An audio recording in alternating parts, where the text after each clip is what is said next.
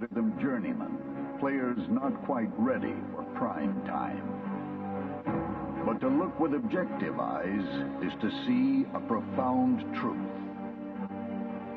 Watch and you will see men of passion and fortitude.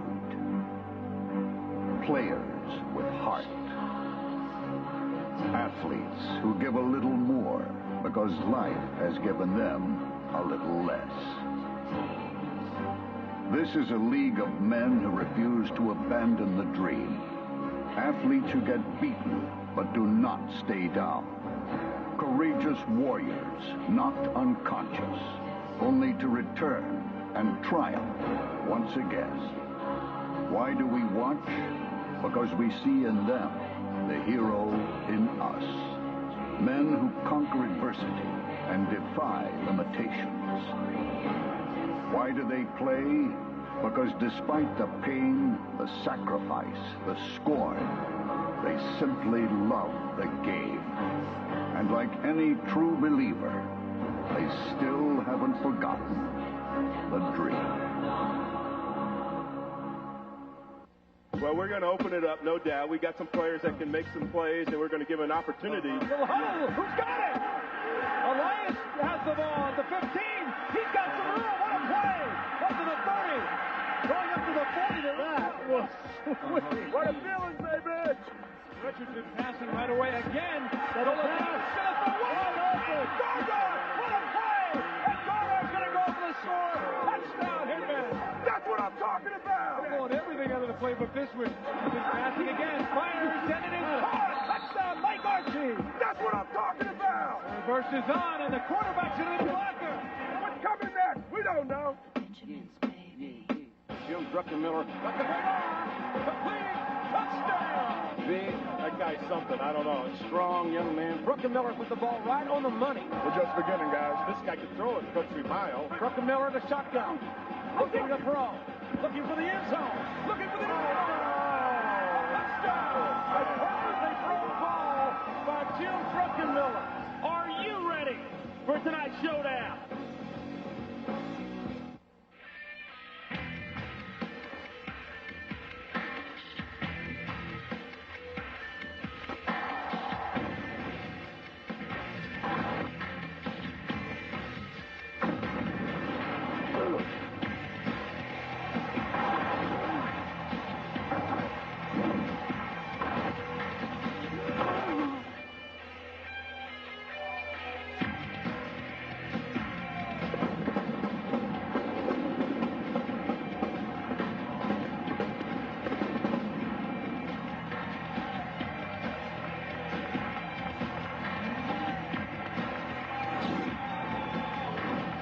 Tonight, in the shadow of New York City, the Memphis Maniax visit Giant Stadium to take on the New York Hitmen in an emotional XFL ball game here on NBC, certainly with playoff implications.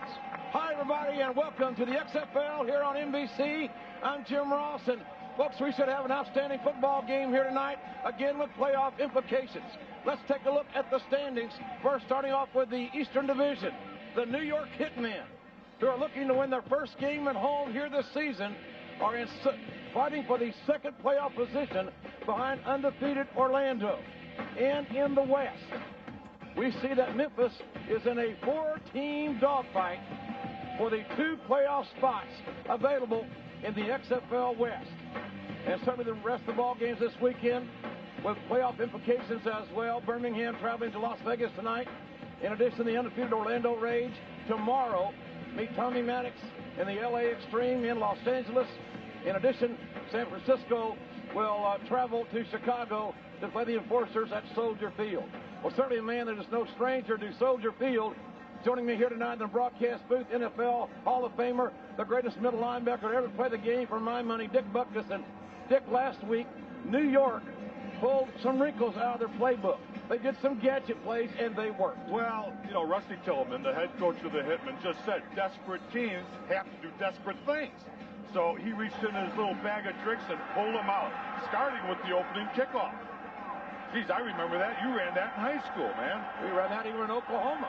The old trick play on the kickoff, and then a backward pass. Well, it looked like a screen, which a lot of teams run, but he hit Dardar wide open down the field. And not to be outdone, a little double reverse, but look who's leading the lead block. Wally Richardson, the quarterback. And because Rusty's the special teams coach, there's a fake field goal, which should have been caught. And certainly leading the charge tonight for Memphis will be their #1 draft pick, a guy, Jim Druckenmiller, their quarterback, 6'4", 236 pounds. And man, does this guy have a big arm, and what a week last week. Well, last week, he was the offensive player of the week last year. He threw for 413 yards, and he also ran for 54 yards. Late, this is the last TD drive. And they talk about Druckenmiller, well, his mid-range accuracy is not any good. Well, it sure was good against Chicago. Certainly was. Druckenmiller beat the Chicago defense passing and running. And he didn't step out of bounds. No, look at it. He takes down the defensive back here. Unfortunately for Chicago, they had a couple guys hurt on that last drive, so they were playing kind of soft, and here, of course, is the touchdown. The game winner with 20 seconds to go in the ball game. And Druckenmiller, red hot last week. There you see his final drive. 4 or 6, 45 yards passing, 33 yards running. It was all Jim Druckenmiller. That was all that Memphis needed last week to come from behind and win the ball game. Folks, let's take you right down to the field now here at Giant Stadium, and our colleague, Jonathan Coachman.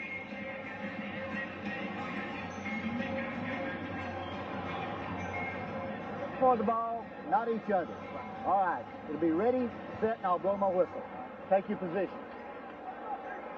Donnie Caldwell. Ready? And Kevin Cobb. The human coin toss is on. Ball is still loose. It's still loose. In New York, Donnie Caldwell wins the scramble.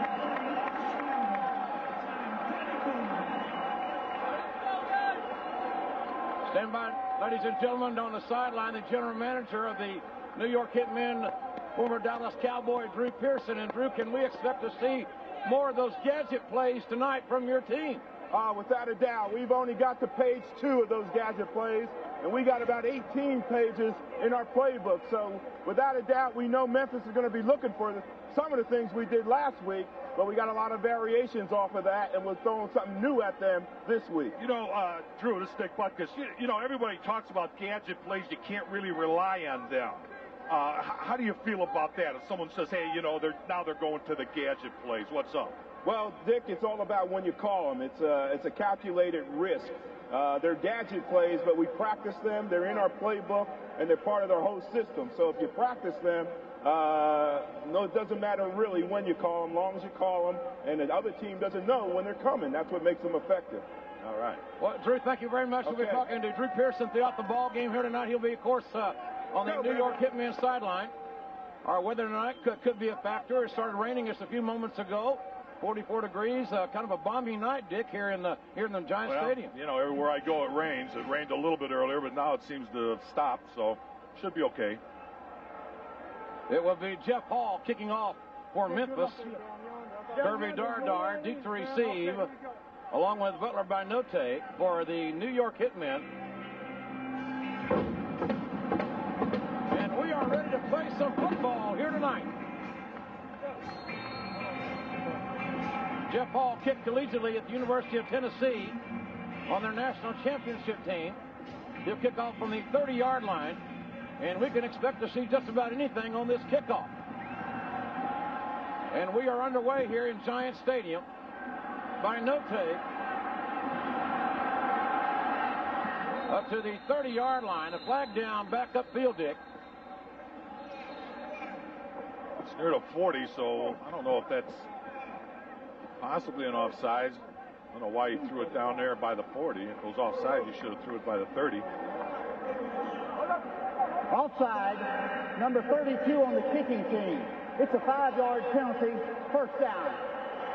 The penalty is added on the offsides, and that will mean it will be a Hitmen football at their own 39-yard line, 1st and 10.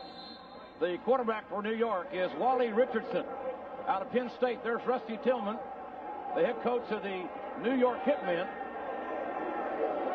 And Wally Richardson, the quarterback. Joe Aska, the lone running back. Wally back to throw. Looking deep. Intercepted. Pass is intercepted by Jackie Kellogg. And Wally Richardson's first attempt has been intercepted, and it's going to be Memphis ball in New York territory at the 31-yard line. Well, that wasn't a gadget play. I mean, it might have been a gadget play for Memphis. Here's another look at that last play. Richardson's 5th interception of the season. See, it's man-to-man, JR, and Memphis likes to play like the Bear, the old Bear 46 defense, and that was just overthrown, and Kellogg made a nice little catch of it. And I don't know, he threw it too far. Mike 58, Mike 58. Brent Moss and Roosevelt Potts behind Jim Druckenmiller. 1st and 10, Memphis. And Rashawn Salam, the leading rusher in the XFL, out tonight with injury. Pass intended for Brent Moss. His replacement, Moss, 5'9", 217-pounder out of Wisconsin. He's a pretty good back, JR. I mean, he's only carried the ball 15 times this season so far, but Kippy seems to be perfectly satisfied to put him in that role to fill up for Salam. Of course, Kippy Brown, the head coach. Go, flag right, Maniax. Flag right, middle. 11. Druckenmiller looking to throw. The quick out. Pass is complete to Darrell Hobbs.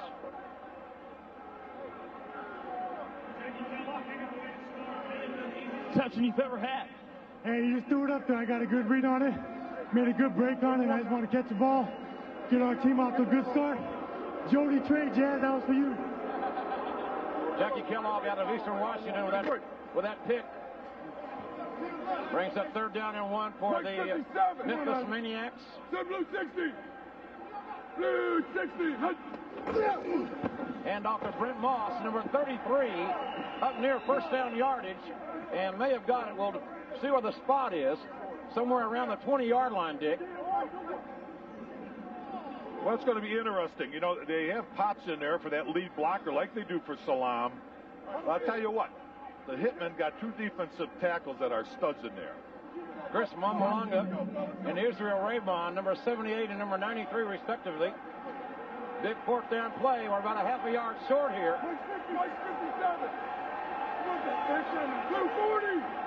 Memphis going for it on 4th down.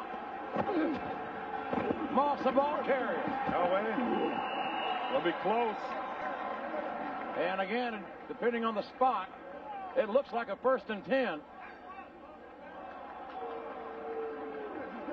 And indeed it is. They give him the old forward progress, right?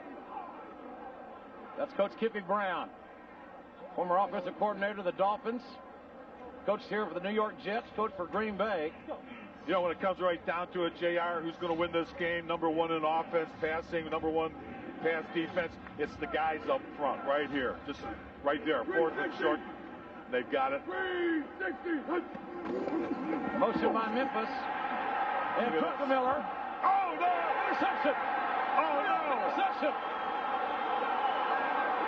It's Joey Owens.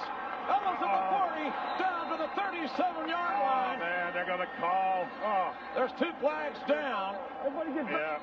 Back him up, man. Druckenmiller almost taken down by Bernard Russ. I think Joey Owens, I think he was, fooling around with the receiver, and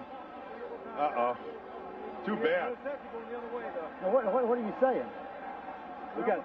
There's 2 flags down. Well, let the officials decipher this one. Druckenmiller was almost sacked, but at 6'4", 236, he's hard to get off his feet. 58. Referee Randy Crystal. Illegal contact on the defense, number 58. 5-yard penalty and an automatic 1st down. See, that happened before the interception. That penalty on Ben Hanks. 1st and 5 or 1st down? I don't know about that. You know, the guy that bumped into the offensive receiver had no chance to catch the ball. But, of course, the official doesn't know that. He's watching the play. He sees what he thinks is pass interference. And, well, bad break for the Hitmen. Ben Hanks, a 2-time All-SEC linebacker at Florida, former Florida Gator. The offender on that play. So Memphis gets a second life here. 1st down, 10. Brent Moss and Roosevelt Potts, the big running backs. And there's Moss right at the guts. And Moss finds a little hole. He's going to bring up second down. For the blitz. Oh, here you go. Let's go. High right. Listen to me now. High right. Pass 6, solid 11. All right. Heads up for the blitz now. Let's go. High right. 6, solid 11. On 1. Ready, blitz. Coach Kippy Brown calling the offensive plays. Mike's 57. Mike's 57. Ooh, 55. Second down, 7 ball on the 12-yard line of the New York Hitmen. Druckenmiller pass knocked down. Penetration by those big defensive tackles of New York, and that was Israel Raybon that got his hands up. Oh, he's 6'6", 305. Raybon with 5 sacks on the season. Two-time All-American at North Alabama. You know, when I think, talking to Kippy Brown before the game, because they're the #1 passing team, are you going to throw a lot, Kippy? And he says that all depends on the Hitmen's defense. If they bring 8 people to the box, yes, we'll throw. But if they start bringing guys back to stop the pass, we're going to run. Makes sense. Third down play. Third and 7, Druckenmiller in the shotgun. Plenty of time. Here he goes. Druckenmiller. The fumble on the play. Who got it? The scramble again for the ball. New York. New York recovers the fumble in the end zone. It'll be a touchback. But I guarantee you, Druckenmiller wasn't looking to slide, Dick Butkus. No, talking again to Kippy Brown. He said he's a real tough guy. He ran a lot last week. Looks like he's a little shaky getting up. Oh, that wasn't even him. That was somebody else. Donnie Caldwell recovered the fumble. But we have seen some hard hits on a rainy night in Giant Stadium. And we'll be right back. The XFL on NBC. We are back live in Giant Stadium, where Memphis has fumbled away an opportunity with New York's football now on their own 20-yard line. Wally Richardson back to throw for the New York Hitmen, and he's nailed. Wow. Wally hit hard by linebacker Richard Hogan's, a 253-pound middle linebacker out of Memphis. Man. Pro pass. Talking about giving it away, I mean, both of these teams are on the bottom of the list of giveaways, but look at this hit here. Yeah, that a boy. My colleague loves those middle linebackers in mid-contact. He's right up there in the league, this kid. Hogan's a pretty good guy. Second sack of the season for middle linebacker Richard Hogan's. Brings up second down, 19 for New York. Ball on their own 11-yard line. The handoff to Filial. Dino Filial across the 15 to maybe the 16-yard line. Tackle made by Shante Carver, number 78. That's, like I said before, with the offensive and defensive lines of these teams, that's where it's going to be really won. I mean, you can see people opening it up, throwing the bombs here or there, but it's really going to be won in the trenches. It's an old cliche, but it's true. Third down situation for New York. Third and 14. Wally Richardson back to throw. He's got some time. Dumps the ball off, and it's incomplete. And a flag down on the play. Uh-oh. Little off the field. There's And we got a little scuffling going on. Kirby Dardar being accosted by one of the Hitmen, Rico Clark, one of the Maniacs, Rico Clark. Rico Clark's better than that. He took a shot away from the play.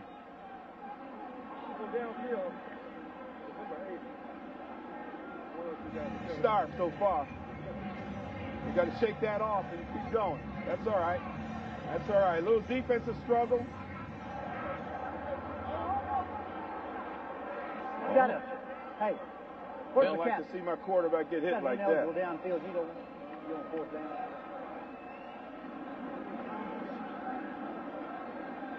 Receiver, downfield, number 80. The penalties declined. Fourth down. Oh, so So Rico Clark didn't do anything. All right. Well, I think that's pretty good discretionary officiating. The official got between the players. Leo Aragus to punt the ball for New York. Daryl Hobbs, number 80, who can burn it, is the receiver for Memphis. He's got to go 25 yards. A high kick, and Hobbs in traffic.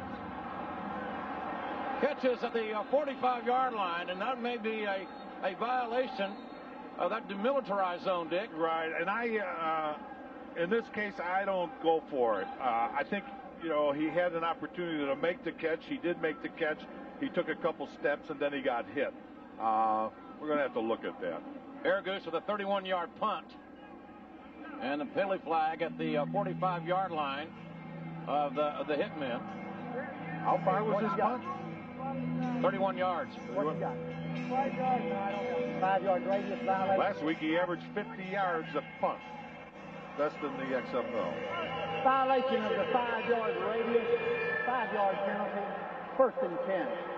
All right. So it will be Memphis ball on the 40-yard line of the New York Hitmen. 1st and 10 for Jim Druckenmiller's crew. Big Roosevelt Potts, the 270-pound fullback in the lineup, along with Brent Moss. And folks, with a timeout, the U.S. Army presents Victories in Life. Tonight we look at Orlando quarterback Jeff Brom. Brom took a horrendous shot from Shante Carver 2 weeks ago, but came back last week to lead the Rays to their 6th straight victory. Jeff Brom, a great example of the U.S. Army's victories in life. Shante Carver came in and just slammed his clock. He's still down. Is this or is this not the XFL? And the answer is yes. Do I or do I not have a pulse? And yes, I do, so let's go play football. Amazingly, he'll start tonight after a punishing shot that knocked him out. A lot of people can play when they're healthy, but can you play when you're banged up and injured? And, that's the real question when it comes to quarterback is going out there playing under fire when maybe you're not feeling the way you want to and still getting the job done. We are back live on a rainy night in Giant Stadium. Jim Ross and Dick Butkus. And it's Memphis ball on the 40-yard line of the New York Hitmen. Jim Druckenmiller play action. A little pressure on Druckenmiller. Throws the deep ball and overthrows his intended receiver, Daryl Hobbs.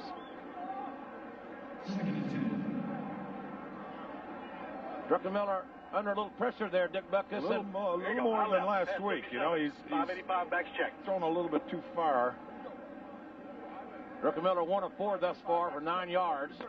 He's got a big offensive line. They average 6'4", 302. Does this Memphis offensive line, and they're good.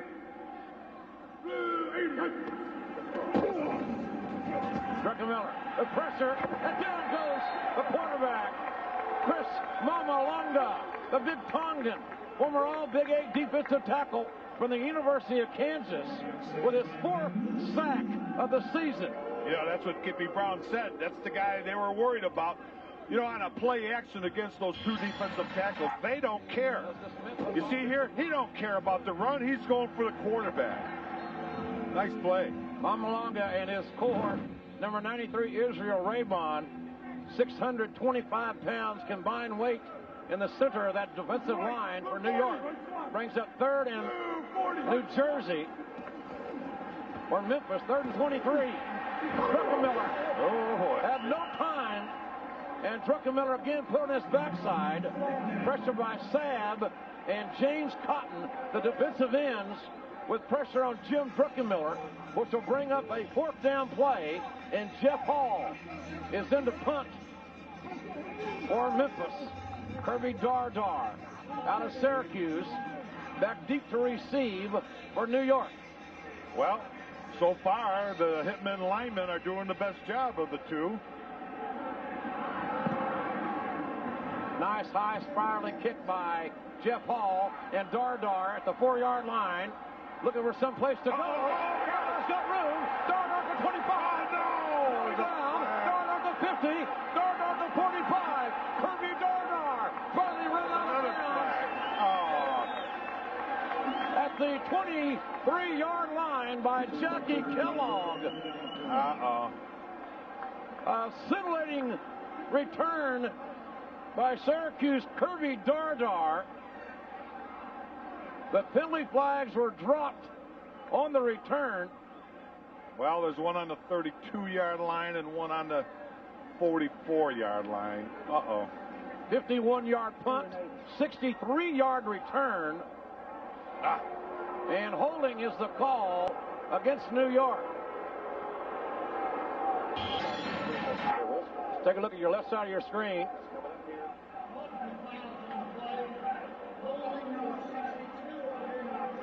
Left side of your screen, going out of your screen there, we think was the hold.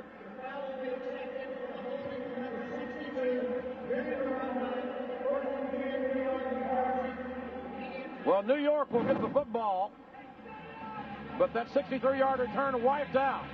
It will be the Hitmen ball on the 22-yard line when we return. We are playing football in the rain at Giant Stadium.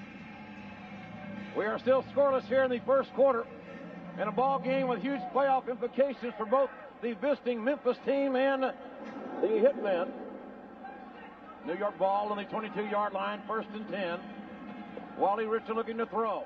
Pass is complete to Zola Davis.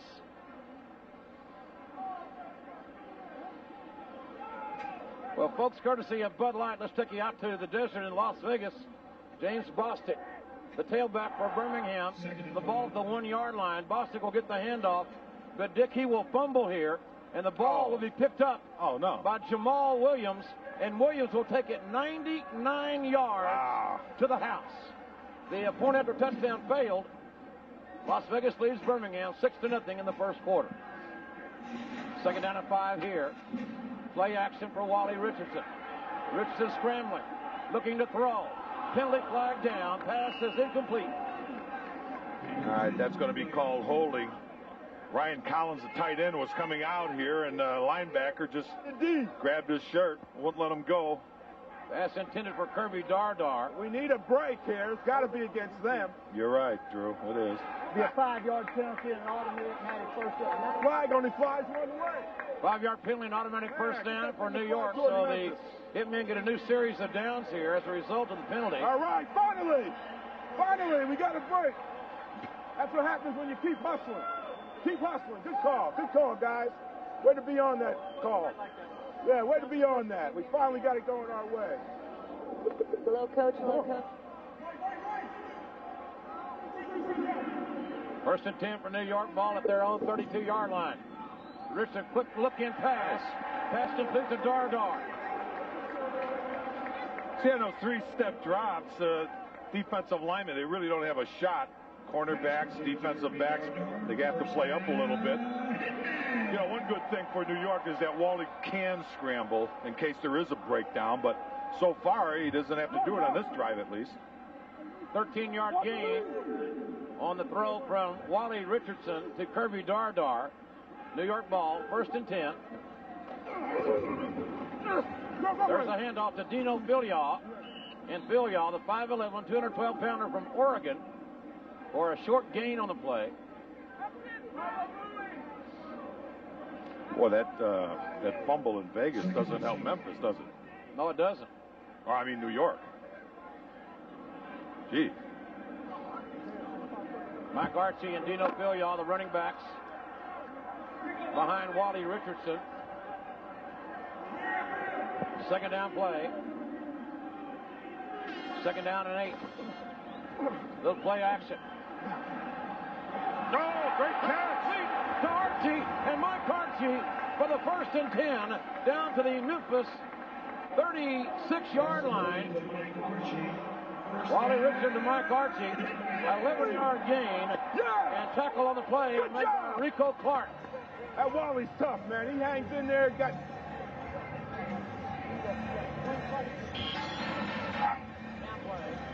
You know, we're talking about Druckenmiller being tough and tall and everything else. Wally's 6'4" himself, so he can stand in there.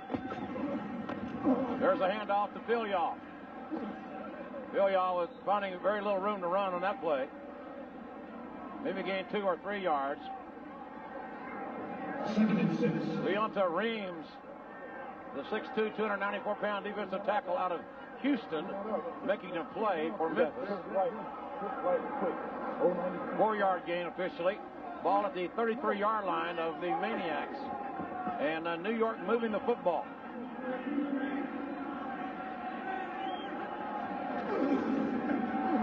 Wally back to throw. Pass is complete to DeCosmo. Anthony DeCosmo. Big receiver, Dick, 6'3", 200 pounds, out of Boston College. He's the leading receiver. High school All-American from Paramus, New Jersey. The officials are going to take a closer look at this one. Dick, what do you think, New York?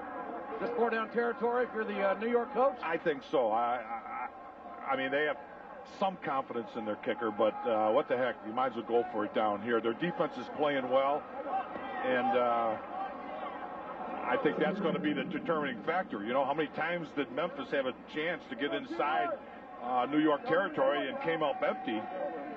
So, you know, and it's kind of it kind of jacks up the offense a little bit, you know, that your coach has, you know, got confidence in you that you can make a short yard or whatever you have to do. 3rd down play for New York. Now, this could be one of the trick things right here. I don't know. A little gadget play maybe. Phil Yaw and Michael Blair, the running backs for New York. On a 3rd and 1, ball at the 28-yard line of Memphis. And the handoff to Phil Yaw. And I don't think Phil Yaw got the 1st and 10. You don't. It's going to be close, but I'm not sure that Phil Yaw made enough yardage for the 1st and 10. Officials looking at it kind of sternly. And the crowd, it's going to be 4th down. Lousy mark. And it looks like New York will go for it. You know what? I'm thinking now, you know, everybody, we're talking about gadget plays. I wonder if they're going to use any tonight. Maybe that's what Memphis is looking for, gadget plays all the time. New York has struggled on 4th down plays this season. And Wally Richardson calling timeout. And it will be back with this 4th down 1 play for the Hitmen after this timeout. We are back live in Giant Stadium. The Hitmen will go for it on 4th and 1 from the Memphis 28-yard line. Joe Aska, the big running back. 5'11", 247 in the game. Don't jump. Don't jump, Wing. Do not jump.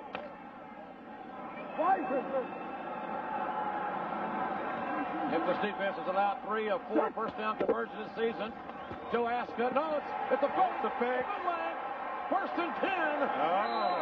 Wally Richardson on the keeper, faking the ball to big Joe Aska. And Richardson keeping it. Well, one good thing, there was no flags, so. Well, that was a little gadget play, you might say. But he can run a lot better than Druckenmiller, and he's a big kid, 6'4", 223. Pretty good on rollouts. 10-yard gain by Wally Richardson. The ball is at the Memphis 17. Mike Archie and Dino Philyaw, the running backs. 3 wide receivers to the left for the Hitman. And Wally rolls that way. Looking to throw the dump off to Archie. Archie inside the 10 to around the 8-yard line on the completed pass from the former Nittany Lion, Wally Richardson. Archie also played at Penn State. So it's Nittany Lion to Nittany Lion. Must make Joe Pa awful happy in Happy Valley. See, that's the difference between Wally Richardson and Jim Druckenmiller. He can move. And, you know, the old proverbial, he rolled to his left so it's difficult to throw. But he made the catch. 2nd down. And the reverse to Dardar. Who throws the ball forward. That's an incomplete pass. That's an incomplete pass. Ball thrown behind the line of scrimmage. New York reaching into their bag of tricks here in the red zone. It's going to bring up 3rd down and 1. See here and again, you know, Wally hands off, and then he just keeps on rolling out. I know I was over at practice the other day. It worked for them last time, at least in practice. Third down and 1 for the Hitmen. Ball is on the 8-yard line of Memphis. Dino Filiaw is the tailback. And this drive has gone 70 yards in 10 plays. Jesus Christ! And Rusty not too excited about that timeout call, it doesn't sound like. You can't keep using timeouts like that.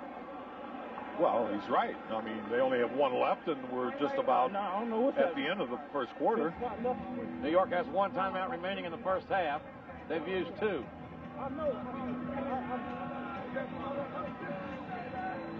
Well, folks, I'd like to remind you that tomorrow at noon Eastern, two of the NBA's young superstars collide as Kobe Bryant and the Lakers try to sweep the season series from Tracy McGrady and the Orlando Magic.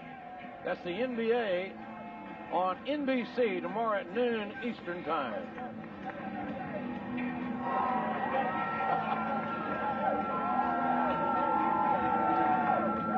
New York fans, even though it's raining here on St. Patrick's Day, are in a festive mood, and they'll be even more happy, Dick, if the Hitmen can convert this 3rd and 1 from the 8-yard line. Well, it's been a long drive, and it's just going to be interesting to see how they get to punch it over there.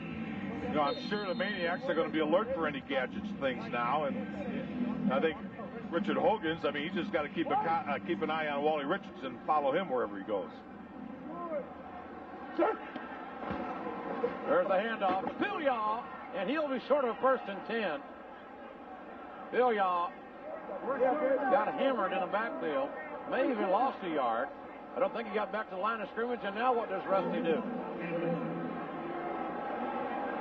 See, with a linebacker like Hogan's, who's real active, and plus you've got an active front 4 in front of you, he might be spying, you know, for Wally Richardson to pull some shenanigans. Now here's a field goal try, and hold your breath on this. It could be a fake. Leo Aragus 4 of 9 on field goals this season. His longest 42 yards. This will be a 27-yarder, and that's the end of the first quarter. So when we come back, we'll see if Aragus can convert the field goal. We are scoreless at Giants Stadium. We are back live at Giants Stadium, where New York's Leo Aragus will attempt to draw first blood for the New York Hitmen with a 27-yard field goal attempt. And let's not forget, Dick Buckus, that Charlie Polari, the second-team quarterback, is the holder, number 7. They tried to fake last week. And that's right down the guts. All right. And New York takes the lead 3-0 as the Hitmen look for their first win at home this season. Well, that was a nice drive. You know, they finally got rid of having the flags be thrown all the time on some of their nice plays. And so it just was a nice little drive. And again, I think it was one up front. So I think it's going to continue on. Whoever wins the line of scrimmage, whatever side of the ball it is, you know, the Hitmen's defensive line did a great job. And I know Kippy was talking about Druckenmiller having a hard time. You know, 12 plays, 69 yards, not bad. Not bad at all. The folks tune in tomorrow to catch more XFL action at 4 o'clock Eastern on TNN. Two division leaders collide when Jeff Brom and the undefeated Orlando Rage visit Tommy Maddox in the LA Extreme. And then at 7 Eastern, it's the battle of two teams with high-octane offenses as running back John Avery and the Chicago Enforcers play host to star quarterback Mike Pawlowski and the San Francisco Demons. Aragus to kick off for New York. Kevin Cobb deep to receive, along with Kendrick Sanford for Memphis. And it's number 25, Cobb, at the 9-yard line. And Cobb returns it back to the 26, where it will be Memphis ball, 1st and 10. And Drew Pearson, the general manager of the New York Hitmen. You see him tip it up in there, man? Roaming on the sideline. And Drew, what do you think? Like he's scared, man. Drew, what do you think so far? Oh, I love it, man. It's going good. It's a tough game, man. You know, score like 3 points. You know, it's going to hold up big in this football game. It's a very physical football game right now. And anything you can get at this point has got to be big for you. Now we got to keep the pressure on them on defense. Keep coming with our tackles. Good pressure. Druckenmiller to Moss. Nice hold from Moss up to the 35-yard line. Brent Moss, 5'9", 217-pounder from Wisconsin, brought down by Bernard Russ out of West Virginia. 8-yard gain for Memphis. You know, Memphis is a pretty good road team. You know, of course they won all their games on the road coming into this game. But this is the first time they've trailed on the road.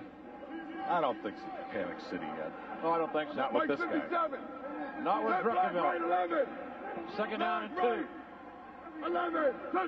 New York showing blitz. And they came, and Druckenmiller just barely got the ball off. Pass intended for Darrell Hobbs. I don't know if that was Raybon or whoever, but the two inside people for the Hitmen. That's the linebacker who came through there. Raybon, number 93, hurt.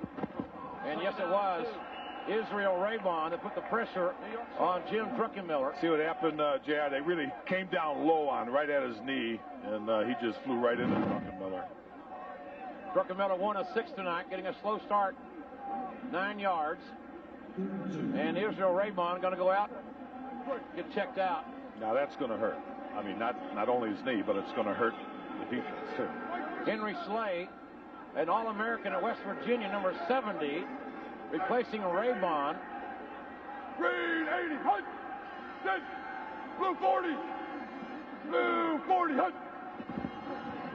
Quarterback draw. Hey, what the heck? And Druckenmiller gets the 1st and 10. Druckenmiller, 6'4", 236, out of Virginia Tech. As Dick Buck has told you, as Ben Hanks makes the tackle, Druckenmiller had 54 yards rushing last week on just 6 carries. 989, backs cross, on 1, ready, break. North cover 2.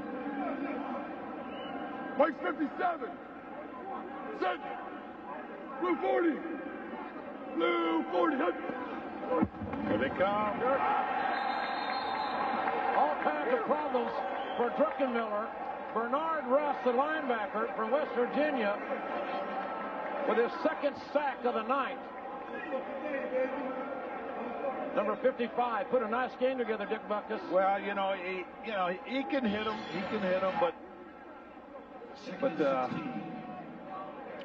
see, Druckenmiller got tripped there. He ran into his fullback coming by, Moss. Kind of lost his footing. 2nd down, 16. Memphis ball at their own 37. Druckenmiller looking to throw. The quick out. Pass is complete to Charles Jordan. Jordan, who caught 10 passes last week for 240 yards. Okay, here you go. Just gained 12 on that play. Listen in. Dolphin left. Quick screen I'll right tell there. you what, Druckenmiller is a tough guy. Remember last week against Chicago, he threw 2 costly interceptions, and they had 2 turnovers. And on that last drive where he just ran the ball tough, I mean, he's a competitor, and they're getting to him a little bit, but I think he's just going to fire it right back. Ball to the 49-yard line in Memphis. 3rd down, 4 for the Maniacs. Quick out, Druckenmiller finding Jordan, and Jordan out of bounds. Should have enough for the 1st and 10. Jordan making his 2nd catch of the night. So you just throw it out to him. I mean, supposedly he's the fastest guy in the Maniacs, and they're playing man-to-man on him. All you got to do is juke that guy, and he's gone. Zoom guy right, power right, on 1, ready, break. Big numbers for last Jordan. week. Yeah, big game. If Druckenmiller hadn't been off the page, Jordan would have been the player of the week last week in the XFL offensively. Keith Crawford in motion, and flags down, whistles sound, and the penalty may be on Mark Thomas for moving, the tight end out of North Carolina State. Prior to the snap, false start number 84 on the offense. It'll be a 5-yard penalty and remain 1st down. See, even though they moved the ball, JR, I mean, things like this happen to them. And, in the past, they've had difficulty scoring in the second half. Even though they're the number 1 offensive team in the league. Of course, that has a lot to do with last week's aerial attack of 400 and some yards. But it's just, they're just snake bit. They just can't seem to put it all together. Druckenmiller's got a 1st and 15 from the New York 49-yard line. Little play action. Druckenmiller to Moss, and Moss out of bounds at the 45-yard line. Tackle made by the middle linebacker, Ron Murkison, number 57. Big Murk. Big Murk is the big surprise. Yeah, talking to some of the Hitmen coaches, he's not bad. They're really surprised at his mobility and everything else. Instinct could be a little bit better, but overall, he's the second leading tackler, or the leading tackler on the Hitmen. So he gets around. Second down. Big Murk's dad trains Roy Jones Jr., one of the great boxers in pro boxing. Murk's father. Is that right? Yep. Murk, all Big 12 out of Colorado, 6'1", 247. He is the center of the defense for New York. We'll keep our eye on number 57.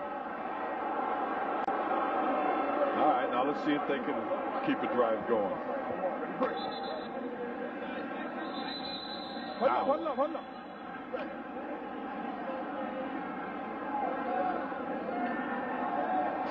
I think they're just checking. 10:40 on the game clock. 10:40 on the game clock. No problem with the timepiece here tonight. Yeah, we want this to roll, man. Maybe the rain has got it. Everywhere Buckus goes, it rains. They reset the game clock at 10:40. Oh, you had to bring that up, right? So it will be second down and 10. And all right, what should be happening here? If there's discussions and different people, the officials ought to get together, talk to the referee, iron it all out, and he could just come and address us with what it is. It doesn't look good when everybody's walking around. Randy Crystal, the referee, one of the most respected Big 12 officials. A lot of bowl games in his past. Second 10, Druckenmiller, the ball handed off. Out to Brent Moss, and Moss, oh, he's a squatty guy, 5'9", 217. Well, there you go. Look at that front five in front of him, and then you got what? Roosevelt Potts, 6 foot 267 Dolphin right mark on a good day. 872 China flat. That's kind of tough if you're a linebacker trying to look through all that stuff. You know it's coming. It's just tough to make a move and try to hit the guy. Mike 57. Zach Green 80. Second down. And Druckenmiller overthrowing his tight end, Mark Thomas. Well, it's going to bring a third down and 2. Right there. Now listen to me now. No, that should be fourth down. All right, double count. Listen to me. Double count. Dolphin right, gun, quarterback draw right. Here we go, fellas. Okay, here we go. Quarterback draw. Now, right, double count. Dolphin right gun. Quarterback draw, right, double count. Ready, break. Fourth down and 1. We'll correct ourselves. A long one. Closer to 2, quite frankly. And look for Druckenmiller here on the quarterback draw. Black right, 11. Black right, 11. Uh-oh, something. Oh, he changed the audible. And the first down to Jordan. Okay, give me regular. Druckenmiller audibled at the line of scrimmage, changed his play with a quick out to Charles Jordan. Well, they converted the first and 10. If he was going to run that quarterback draw to the right, Mel Malengo was right there. I wouldn't fool around with that. Nice little 13-yard gain. Jordan found himself in one-on-one coverage. And that brings up first and 10, ball to the New York 23-yard line. Offsides. And more flags down. God damn it.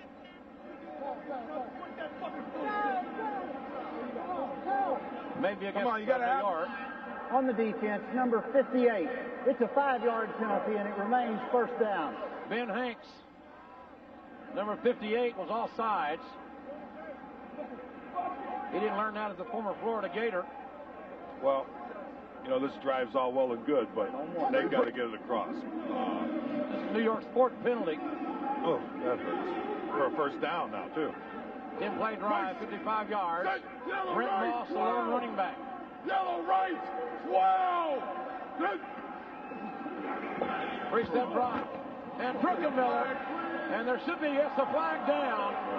Daryl Hobbs, the intended receiver, that was pretty obvious he was interfered with. Well, see, he tried to go through the receiver. If he would have tried to hop around or put his hand in front, but when you go through the receiver, there's no way getting out of that. That's pass interference. Damon Wheeler, number 19, the offender. On the defense, number 28. And the wheelman. First down. The wheelman's one of their better defenders also. Former all Big 12 DB from Colorado. Four-year letterman there. Damon Wheeler, number 19, has 2 interceptions this year. Let's go, fellas. Punch it in now. So, get a fucking attitude. Memphis in the red zone. Ball 1st and 5 now. Or 1st and 10. 1st and goal, I don't correct myself. Ball on the 8-yard line. Say green 80. Green 80. Hunt.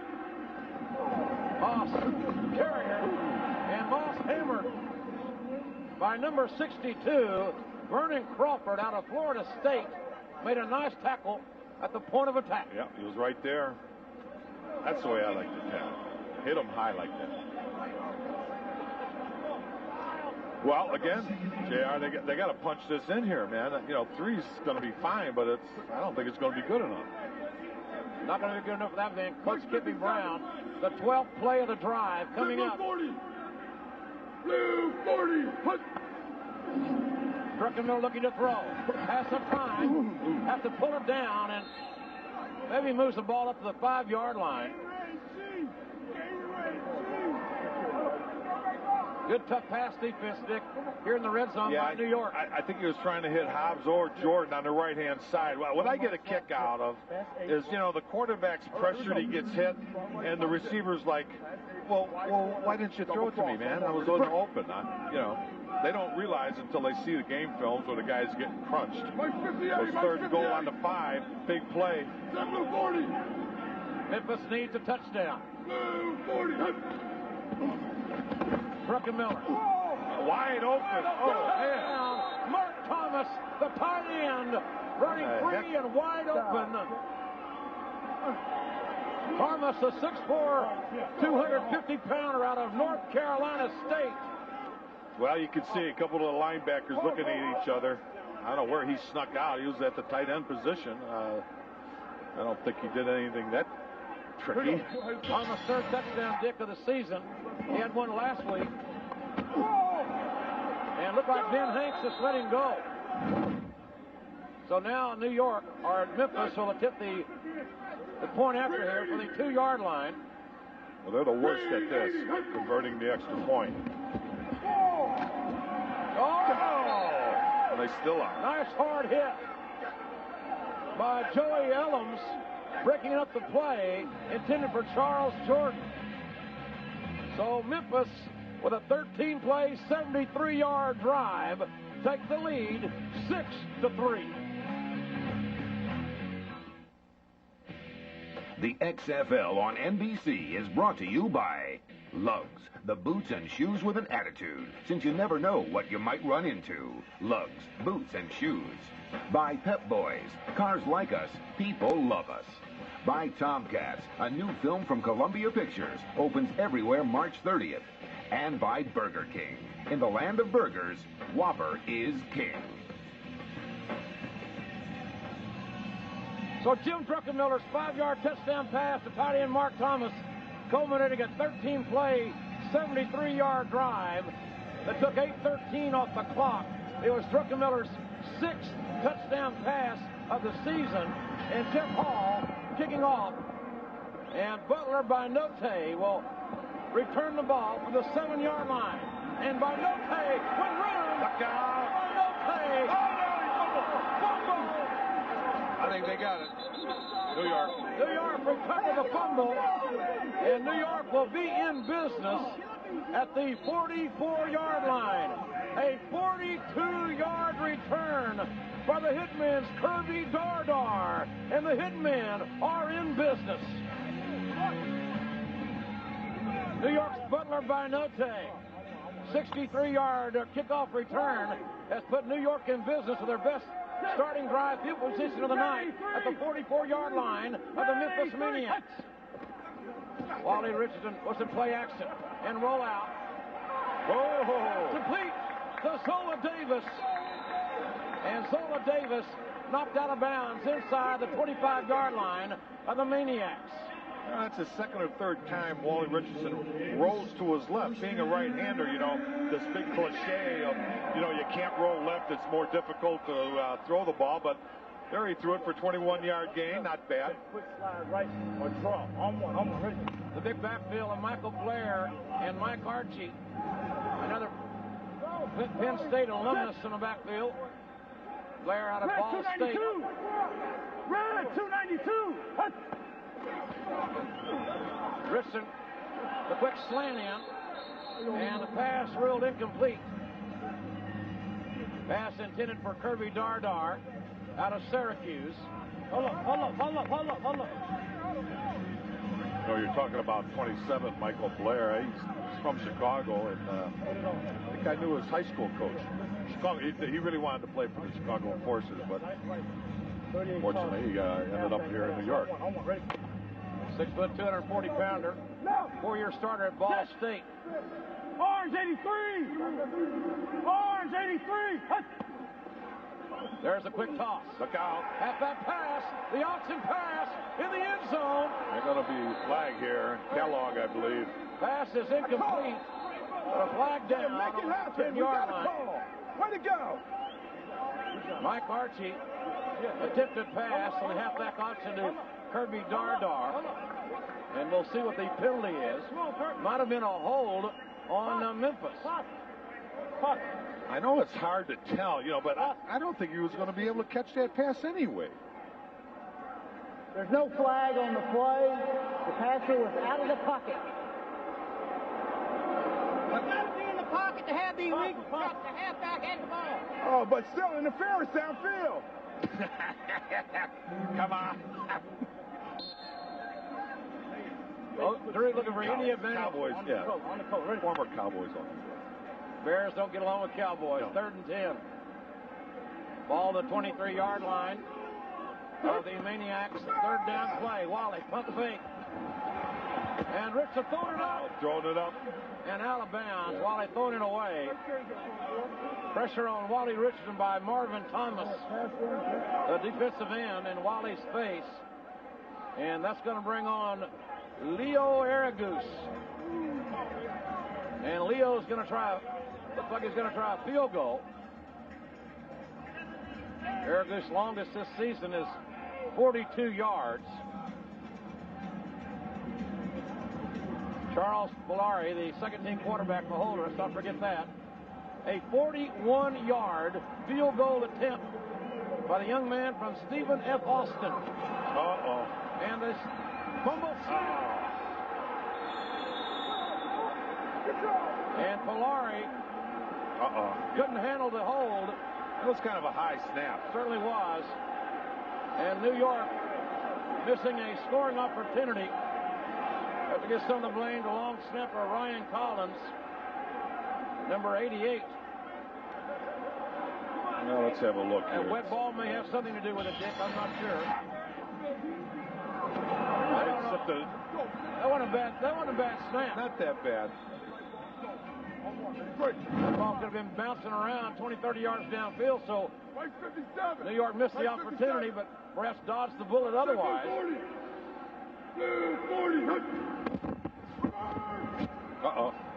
There's a handoff to Brent Moss. Phantom room up to the 50-yard line.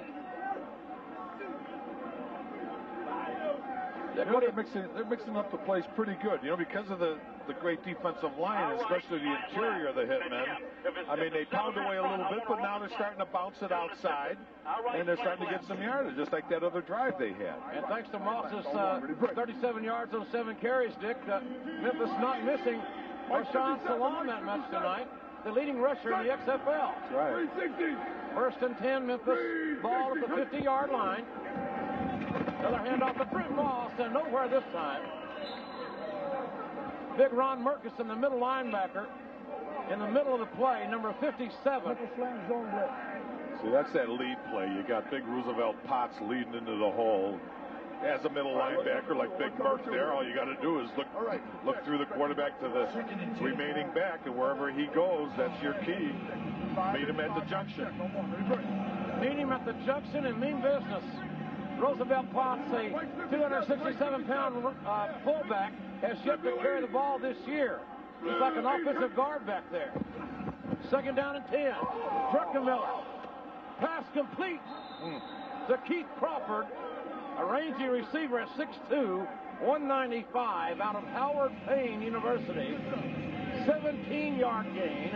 A first and 10 for Memphis with 2:25 to go in the first half. Come on now. Kippy Brown, he calls the plays, mixing them up pretty good. Walk out.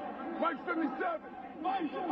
Ball on the 33-yard line of the New York Hitmen. First and 10, Memphis.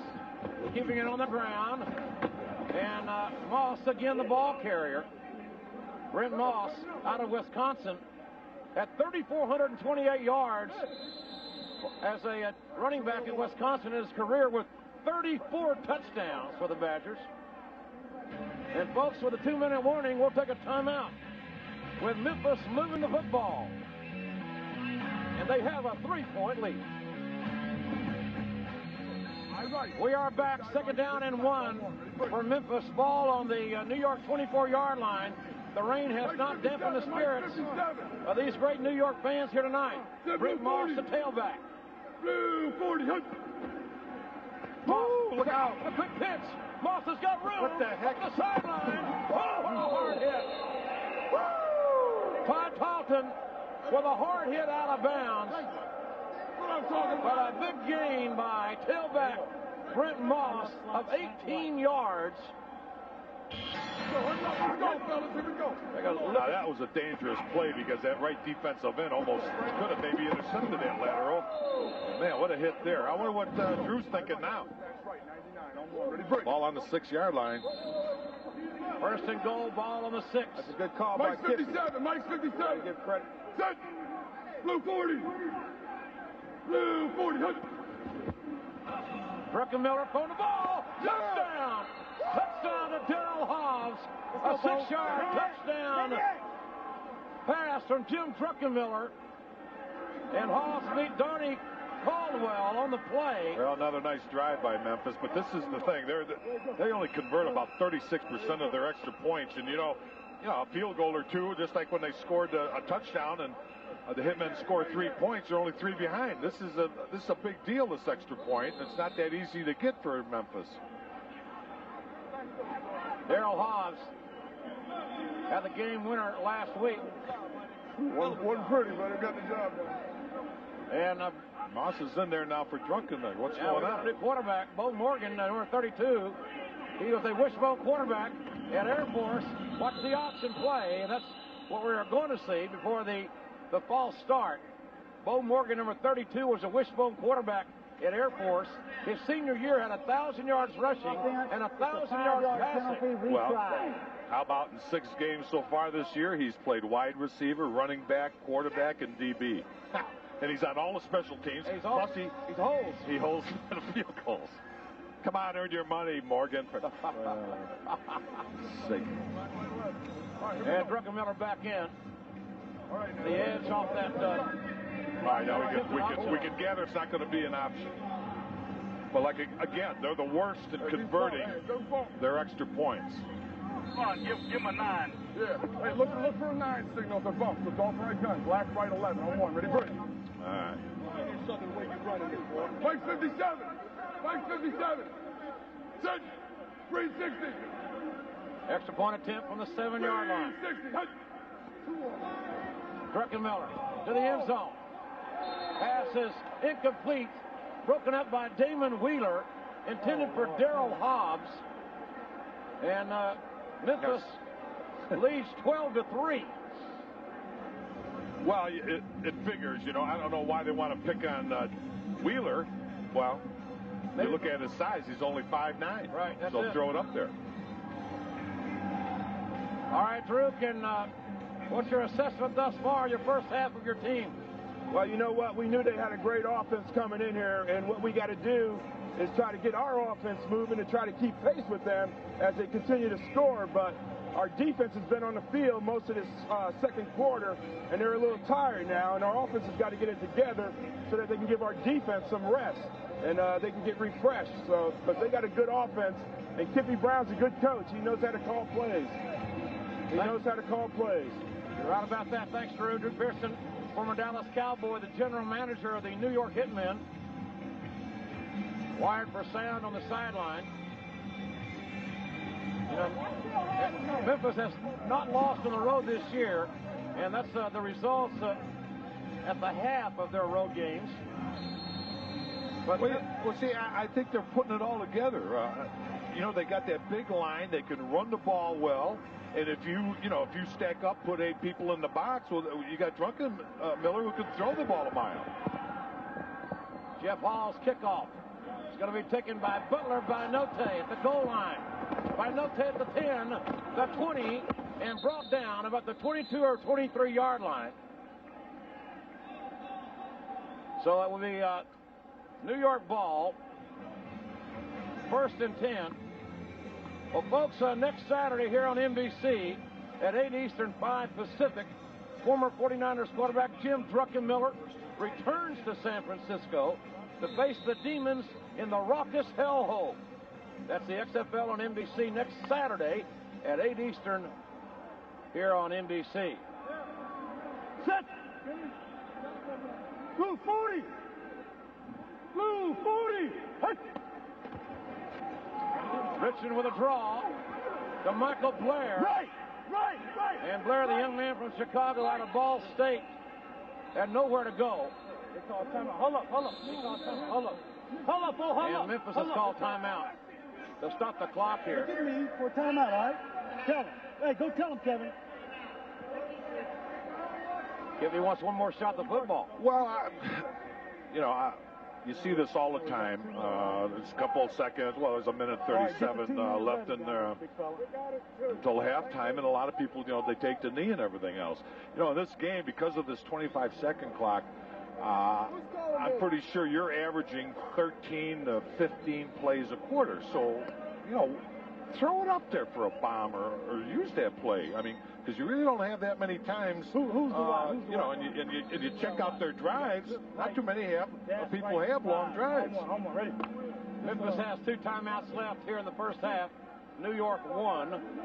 2nd down and 9. Ball at the 24-yard line of New York. Wally Richardson looking to throw. Pulls it down. And Richardson knocked down by number 73, DJ Cooper out of Arkansas, along with Antonio Anderson, number 97. Hey, you guys blew it now. You owe me about 10 seconds up here. Memphis using some clock management here, looking to get the football back. Sure, because, even though Aragoose was punting the heck out of the ball last week, I don't think he's been punting that well tonight, maybe because of the weather. If they stop him here, comes 4th down, and Memphis will have a good field position. And, well, folks, coming up. Monday, nature's wildest beasts strike back, uncensored, all new. The Croc Hunter's Wildest Home Videos, Monday at 8, 7 Central on NBC. Don't miss this one. 3rd down and 9. Each team with 1 timeout remaining. Antonio Anderson, that last play, born in Brooklyn, sort of a homecoming for him. Set. Red 88. Memphis showing blitz. Wally back to throw.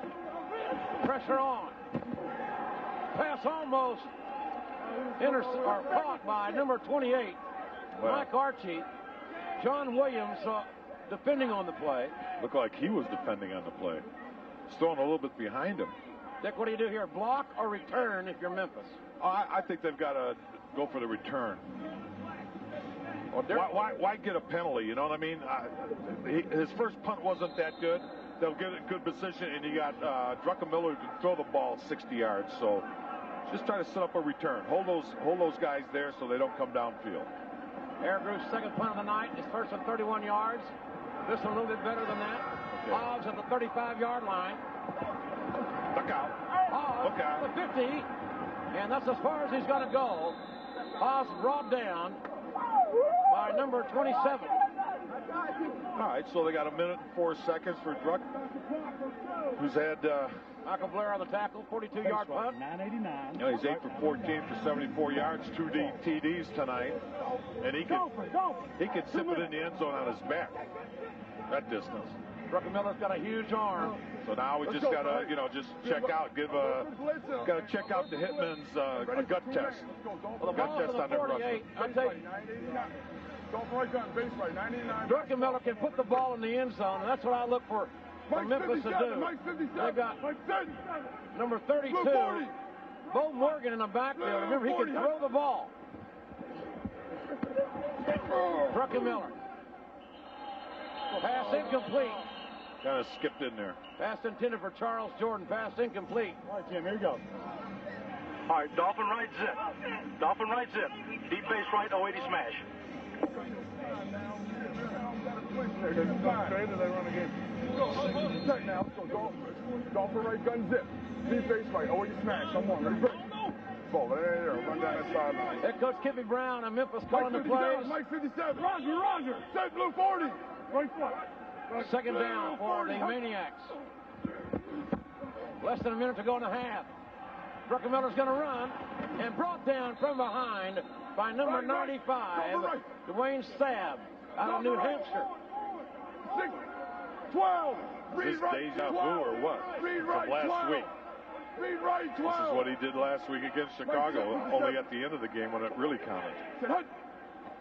Memphis in the hurry-up offense, third down. Oh, he got away with that one. No.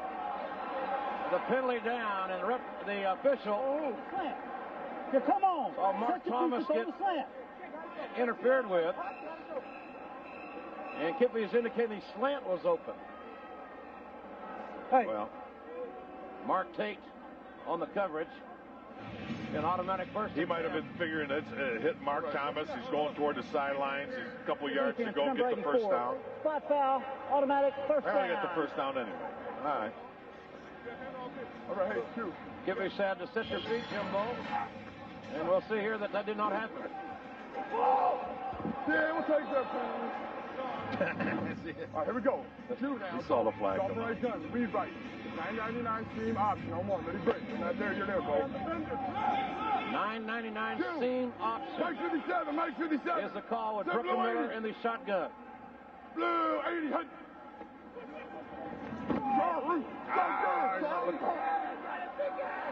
And the pass intended for Charles Jordan. And Drew was talking about, the defense has been on the field. You can usually tell when your defensive linemen start putting their hands on their hips right away. Deep base right. They're getting a little gassed, and let's get it complete. They got to just keep on coming. Deep base right. 866 Ricky on 1. Ready, break. True 8. Mike 57. Mike 57. Set blue 40. Second down from Memphis. 29 seconds to go in the first half.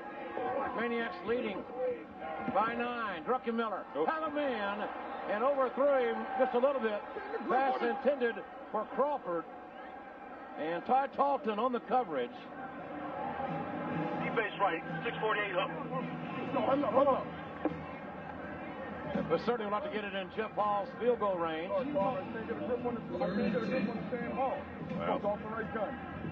Deep base right, 648 hook. On 1. Ready, break. Watch it. Mike 57. Mike 57. Set. Blue 40. Third down play. Blue 40. Hut. Clock running at 20 seconds. Pressure on Druckenmiller. He avoids the contact. Looking to throw the ball. Druckenmiller running out of bounds at about the 30-yard line, maybe the 29-yard line, with 13 seconds remaining. I think he made it, didn't he? And the officials are saying it's close. Yes. And we've got a 1st and 10 on the scramble by what the heck? Big Jim Druckenmiller. He did that last week against Chicago. This one for 11 yards. Quarterback draw. Dolphin right gun. Quarterback draw. Yes. Double count. 4 rushes for 25 yards. He's averaging 6 yards. Quarterback draw right. Double count. Ready, break. Yogi Berra would say deja vu all over again. Yeah, it is. 40. 1st and 10. 40. Ball at 28-yard line. Memphis has one timeout remaining. Druckenmiller. Timeout. Pass complete. And a timeout call with 8 seconds to go in the second quarter. And Dick, what's the play calling logic there? I don't know. I don't know what it was a short out, and especially being a short out, you got Wheeler's on this side, but I mean, I don't get it. He might have been setting up some. Let's hear. I thought you wanted to turn that part. Damn, you should have scored on that. No, don't you do that. I don't want to hear that. No Deion Sanders like laterals. Come on, David Brown's team. No, I don't. Dick, a fake here, maybe? No, I don't think so. Jeff Hall, he's tied for second in the league. He's 9 for 12 field goals. He's fairly accurate. 41-yard attempt, his longest 49 yards. But then I don't know how well he is from this distance. Bo Morgan, the holder. Kick is up, long enough, and it's good. Like I said, it was a sure thing. So let the guy kick it. 3 seconds to go in the first half. And Hall's 41-yard field goal will give Memphis a 15-3 lead. Hall came in the game 9 and 12 for field goals this year. He punted the year the Rams went to the Super Bowl. He punted for him, kicked for him for 4 games. So he's got the ability. And like I said, he's tied for second in the league for accuracy. He also had a great college career at Tennessee, Dick. In '98, in their national championship year, he was the field goal kicker and did a hell of a job for Coach Phil Fulmer down there in Knoxville. Well, that's a good thing about Memphis. You got 8 people from playing that are from Memphis or went to the University of Memphis, and you got about 5 guys from Mississippi State. So they're well represented by their own city. 41-yard field goal by Hall.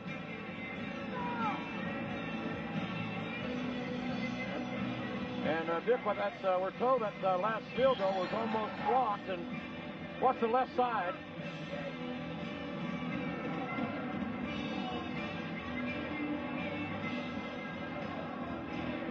And it certainly looked like the kick. I don't know. I get what he was doing. Now, he might have been pushed by the wingback and got off balance and twisted a little bit. But I don't know. Maybe he was afraid to run into the kicker there. Should have ran it. Jeff Hall's kickoff. Taken by Kirby Dardar, and that will bring us to the end of the first half. So, in a ball game that both these teams need to make it to the playoffs, right now Memphis with a 12-point lead. Well, Jim, it took you a while to get things going, but 2 touchdowns late, big lead at halftime. Yeah, we're happy right now just to have this many points on the board. We're not really executing real well, but we're definitely stepping it up. Is the weather playing a factor for you out there? A little bit. Hopefully the refs do a little better job keeping the balls dry. All right, good luck in the second half. Druckenmiller 9 of 18 in the first half, 79 yards and 2 touchdowns. As both these squads know what's on the line here tonight on this rainy night here at Giant Stadium. Well, I don't think the rain's going to affect him because, he played in Los Angeles and it was a downpour. And he told me, because we thought, well, how's the ball work and everything else. But he's got big hands, so it really doesn't matter. That was a couple of weeks ago out the Coliseum in that monsoon. Yeah, well, don't say it like that because I was there. I mean, you bring the rain. 51 brings the rain. So, there we are in the locker room. Total access here in the XFL, looking inside the New York locker room. Everybody does a different thing as you go in the locker room. Some guys got their little deal that they do. Some coaches. How was George Hallis? Coach Hallis would go up to his little room and disappear for a while and then come back. And, we'd have our little orange slices like they have there. I'm surprised. 30 years ago, we used to have them there. We never had that Gatorade stuff like they got all over in there. Hallis go to his room, have a little drink of Gatorade? They didn't have Gatorade back then. Maybe it was a soft drink or something. Yeah, of course it was. Yeah. Or something. No doubt about it. Some coaches like to get in there and talk right away, and some, let everybody relax a little bit, and then the coaches get together and just say, okay, what's working, what's not working. Right now, they ought to give their defensive line some oxygen because they've been on, it seems like they've been on the field a long time. And I'll tell you, there's nothing worse than when you got to rush a passer because that's, you got to go out all the time. New York now that's something. Yeah, now that's something I never had our general manager come through the locker room and cheer everybody up. He was probably afraid of Hallis. I'm afraid. Probably because he was everything. Well, folks, New York going to get it back together here on St. Patrick's weekend. They're down by 12, and they're 79 yards, 2 touchdowns. And for Jim Druckenmiller, the one-time San Francisco 49er quarterback, next week's return to San Francisco will certainly be bittersweet. Very emotional day. I was almost in shock. I didn't know what to do. Somebody had handed me a 49er hat, so I immediately put that on, and then I came out, and sure enough, it's a Jim Druckenmiller drafted by the San Francisco 49ers. 49ers first-round draft choice, big, strong Jim Druckenmiller. And Jim Druckenmiller has been a victim of the squeeze play his whole career. He squeezed out of San Francisco. Maybe San Francisco just wasn't the place for me. And not always are cut out for everything or every place. So, I think it's just one of those situations. I don't hold any grudges, don't think negatively about it, but I feel good here. Druckenmiller in the shotgun, looking to throw, looking for the end zone, looking for the end zone. Touchdown! My biggest attribute is my arm strength. I think it enables me to hit all areas of the field, from short ball to long ball. It really keeps a defense on their toes. When that rock comes out of his hand, whoa, because that sucker's coming at you loud and fast. Oh, you definitely can hear the whistling. And then that's how you can tell when Jim's throwing a nice ball to you, because if it's not whistling and it's floating to you, you know he didn't get that much on it. If we were allowed to wear a bulletproof vest, I'd volunteer for that. Jim has a lot of arm strength. I've seen him throw the ball 80 yards. Druckenmiller in trouble. He shovel passes.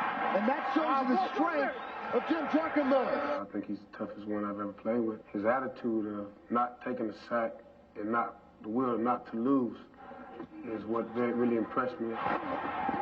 He's paid a heck of a price to get where he is right now. He was way up here when he was a first-round draft choice, San Francisco, and then all of a sudden he's out of football. But he hung in there. He kept a good attitude and got his chance. Good 3 routes with Dolphin right gun zip. Base right, flanker poke 1-1. Ready, break. Coming here to the Memphis Maniax, I've been given this opportunity now, and I'm trying to take advantage of it. Not near where I want to be playing at yet, but I think I'm improving every week and going out there and showing people what I can do. Well, folks, we'll remind everyone that coming up tonight here on NBC, she won the MTV Movie Award as the Breakthrough Performer of the Year. Now, beautiful Julia Stiles makes her Saturday Night Live debut, plus musical guest Aerosmith tonight on Saturday Night Live here on NBC.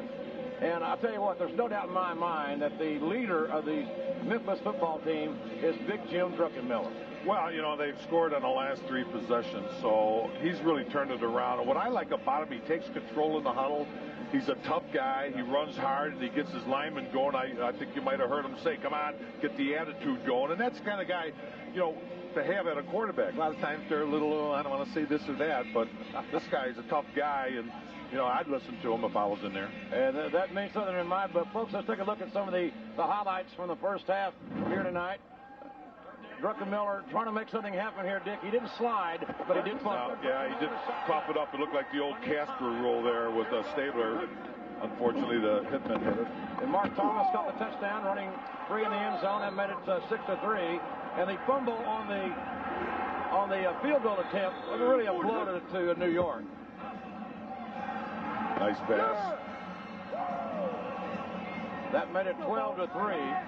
And then Memphis would add a field goal, ladies and gentlemen. A Jeff Hall field goal. And that brings us to 15-3. Memphis leading New York here at the half.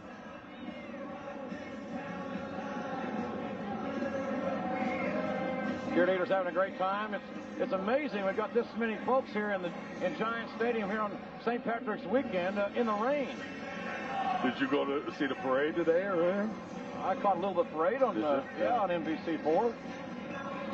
Everybody can be Irish for the day, you know. That's right. That's right. So the luck of the Irish has not been shining on New York thus far, but I got a feeling that Rusty Tillman and Drew Pearson are going to fire this team up at halftime, Dick. And well, they should be able to, but again, you know, it's being won up front now. You know, Druckenmiller's having a great night and everything else. So why is that? It's because his offensive line has given him some time. I mean, you know, you could talk about, you know, great catches and everything else, but it really does, the old cliche, it starts up front. And the more that I was going to say giant defensive linemen of the Hitmen are in there, I mean, you got, you know, Malo Malanga's 320, right? And he's got to rush a passer. And right now, I don't know, it looks like the Maniacs are on the road of maybe 60-some plays. Come on. That's a lot of plays, you know, in these games because everything is so quick. So thinking back on a defensive line, I mean, you know, you got to gas it up, buddy. And I guess the only way you can do that is if the Hitmen offense would take the ball. Well, folks, we got a lot more football here in the second half, but more football this weekend here from the XFL. 2 weeks ago, Jeff Brom's career was in jeopardy. Last week, he returned with a vengeance. This is not the XFL. Do I not currently have a pulse? Let's play football. The XFL's elite collide. The XFL, Sunday at 4 Eastern on TNN. The return of a top gun. Oh, look at him go! Look at him go! The unfurling of a lethal weapon. Ron Avery is not quick, he is sudden. The San Francisco Demons head to historic Soldier Field to battle the Chicago Enforcers. The XFL, Sunday night on UPN. A lot more football here tomorrow from the XFL as Jim Druckenmiller warms up.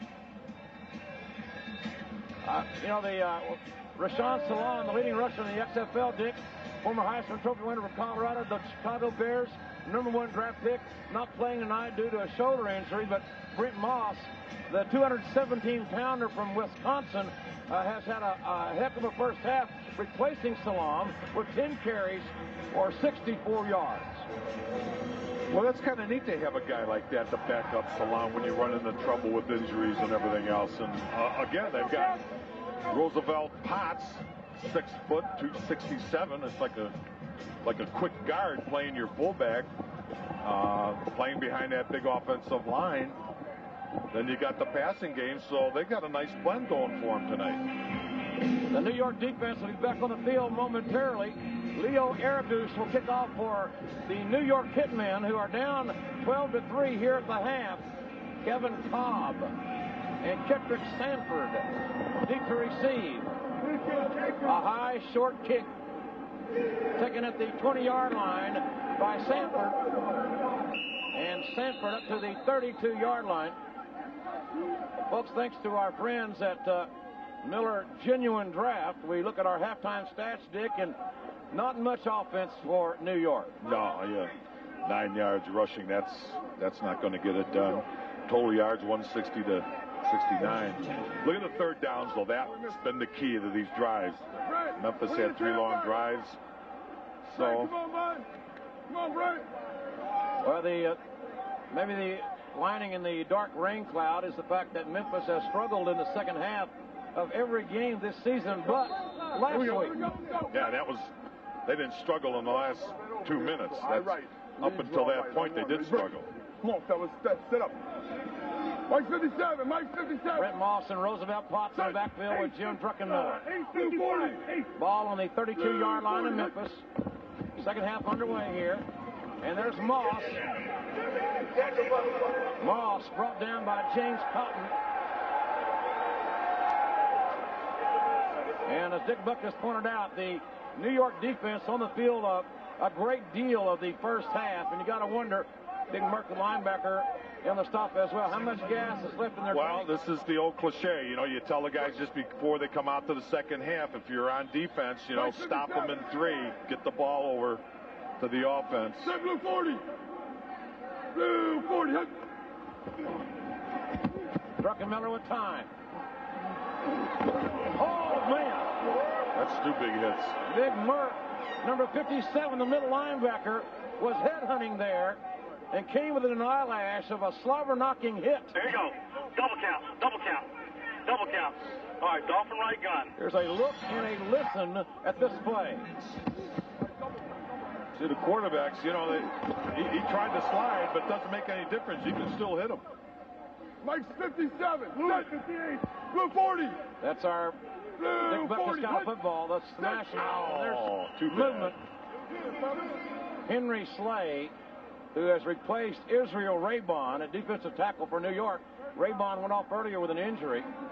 Slay, a 6'2", 300-pounder from West Virginia, where he was an All-American, by the way. See, that's what really grinds you. Third Offside down. on the defense. It's a 5-yard penalty. Now, is that going to be enough? I don't think it's going to be. Well, it could be. But that'd be 3rd and 1. But geez, there's no reason for that. You're out, Crawford. You're out. 3rd down and 1. All right, Zeke. All right, toss right, ball second. Let's go. High right. Toss right, ball extra on 1. Ready, break. And the Mike 57. Kendrick Sanford is the tailback on this toss right play. Sanford trying to turn the corner and can't do it. He's near the 1st down marker, where he's driven out of bounds by James Cotton, number 92, out of Ohio State, the defensive end.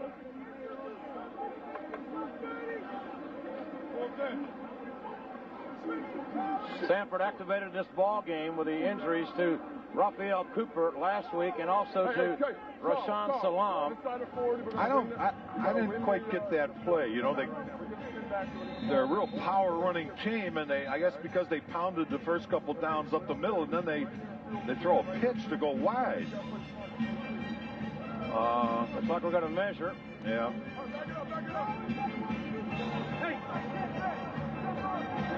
It's going to be a 1st down or a 4th down for Memphis. Chris, hey guys.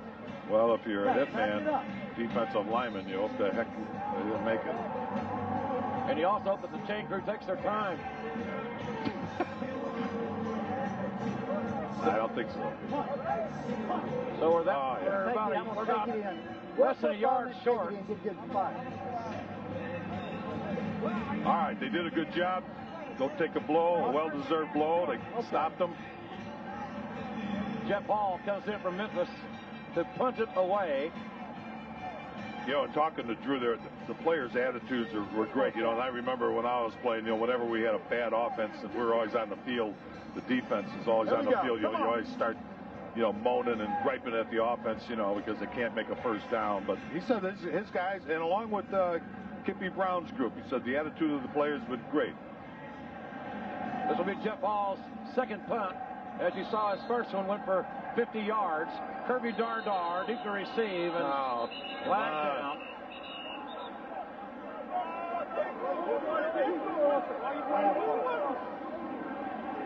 False start, number 54 on the offense. It's a 5-yard penalty. It remains 4th down. Richard Hogan is the middle linebacker in on special teams. I thought for a minute it might have been New York, and then they would have got the 1st down. That's about their luck. Yeah. No luck of the Irish or New York tonight thus far, as it is 4th down. And again, Jeff Hall back to kick, number 7. Good snap. And a low line drive kick. Returnable. Kirby Dardar to 25, to the 35, 30, the 45, and Dardar up to midfield.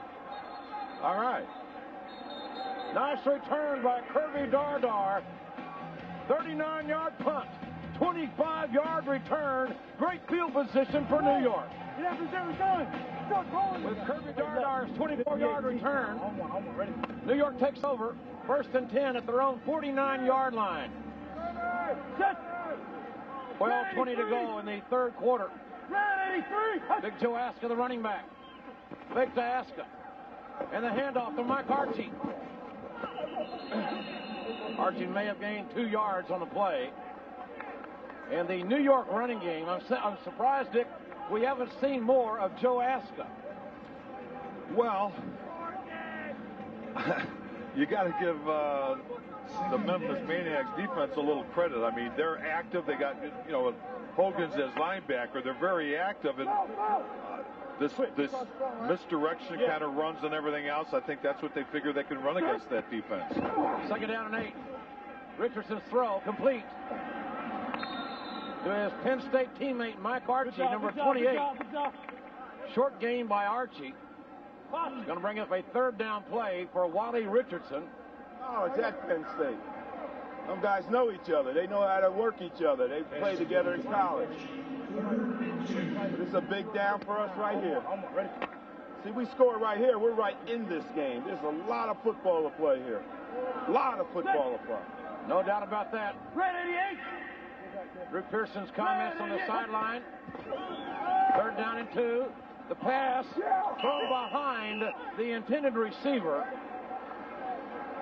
You know, he rolled out right. Like I said, he rolls out left, which should be a more difficult pass to throw. Seems like he's better going left than right.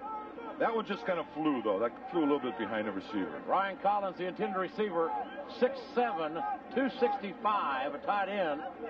And Leo Aragu's 3rd punt of the night. He's kicked for 31 and 42 yards. And remember, here in the XFL, the ball's got to go 25 yards. If and when it does, it is a live ball. Darrell Hobbs, back deep to receive from Memphis, standing at his 5-yard line. Make a block. And Leo! Come on! Leo tiptoes out of bounds. Unbelievable. With a 1st and 10, Leo Aragus. And, you know, New York reaching into their bag of tricks. You know, because that's difficult to do. I mean, when you stop and realize that the outside people can't go downfield, so there's going to be a defender there. And there was a nice little block right there. Little 7-yard gain, nice fake. See what I mean? He's got a long way to go. That play was slow developing. And right here, that was a key block. Oh, man, there a goose. Red 292. John Williams on the block. 1st down, New York. Pass complete to Kirby Dardar. And Drew Pearson, is that out of your 18 pages of material? Yeah, that's actually out of Coach Tillman's material from his special teams days. And the whole key to that play was execution. And also, guys, Leo is an excellent athlete, and we got a play off of that where he might throw the football. So you might see it again later in the game. Okay. That's a big 1st down. Thanks, Drew. It is indeed a 1st and 10. Ball on the 26-yard line, just outside the 25. Play fake to Joe Aska. The quick dump off to Michelangelo Blair, out of Ball State, a 240-pound fullback. Well, see, plays like that 4th down, you get your 1st down, you get all jacked up. Now the deal for the Hitmen is to carry it all the way through. Get in there and score off of that. We got Waboom, sprint right, 079. I want right. Sprint right. Waboom. The embattled Rusty Tillman looking for his 1st win at home. Let's go. Hurry up. Hurry up. Set. Red 88. 2nd down, 6. Red 88. Wally rushed out of the pocket and throws the ball out of bounds. About the only thing that Wally could do there, Dick. Yep, he just threw it away there. Leonta Reams coming free in the inside of the defensive line from Memphis. You know, that was a neat play by Aska. It always seems that, you know, when you got blockers and there's a defender coming from behind, they always look in front. You turn around like he did because the quarterback doesn't have eyes in the back of his head. Block the guy behind him and give your quarterback a chance. 3rd and 6, New York ball at 21-yard line. New York has yet to convert on 3rd down tonight. Will this be their 1st one? Pass complete to Dardar. Look out. Dardar. Inside the 5-yard line. 1st and 10, New York. See, that's that screen, that flanker screen that seems to be one of the favorite plays of all teams in the XFL. Kirby Dardar. From my friend Adam Panucci's alma mater, the Syracuse Orangeman picks the ball inside the 5-yard line. You got stuff in the dice right. Run pass 36, corner flat. Fake Z reverse. Home one, ready? First and goal from the 4.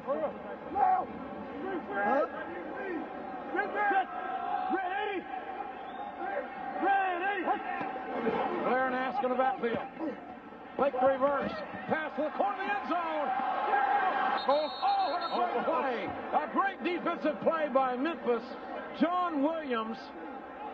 Pass intended for the tight end, big Marcus Hinton, 6'4", 260, and John Williams, 5'9", 180, got right in the big tight end's face. Well, I'm not too sure if it was going to Michael Blair, because Blair was back there too, and then he elected to go to the deep man. And Williams made a nice play on defense, and he almost came away with an interception. Jackie Kellogg intercepted one tonight, almost got another one there. Second down and goal for New York. They need a touchdown. Here we go again. Wally rolling out. Good coverage on the play. Marcus Wimberly out of Miami, the strong safety on the coverage of Joe Aska. Can New York come out of this drive with 3? No, I don't think they. Well, I guess they'd be pleased, but they're not going to be happy. Why waste that fourth down? I mean, you got to make it count now. You kept your drive going. Now you just got to go. It's the 11th play of the drive, so let's put it across. 3rd and 4 should be able to do it. 3rd and goal, 4-yard line. Wally looking to throw. Still got the ball. Dumps it off to Aska. Aska trying to. All right. And there's a flag down on the play. Flag down in the near the end zone. And now another flag has been thrown in the end zone. Tell you, Cornell Menifee made a nice play there, but. Well, we have multiple fouls here. And New York, that was a 3rd and goal. All right, that's good. Officials get together. Continuing talk it over. Watch out. Number 80 and number 3. Okay. Don't tell me it's a double foul. Offsetting fouls. Number 80 and number 3. Continuing action on both teams. Wash them out. 4th down. That's Jackie Kellogg. Let's go get your helmet on and play the game. 4th down. 4th down. So now it's 4th down, Dick. What do you do? Well, Goose on the sideline. I guess you're going to have to kick it. You really do.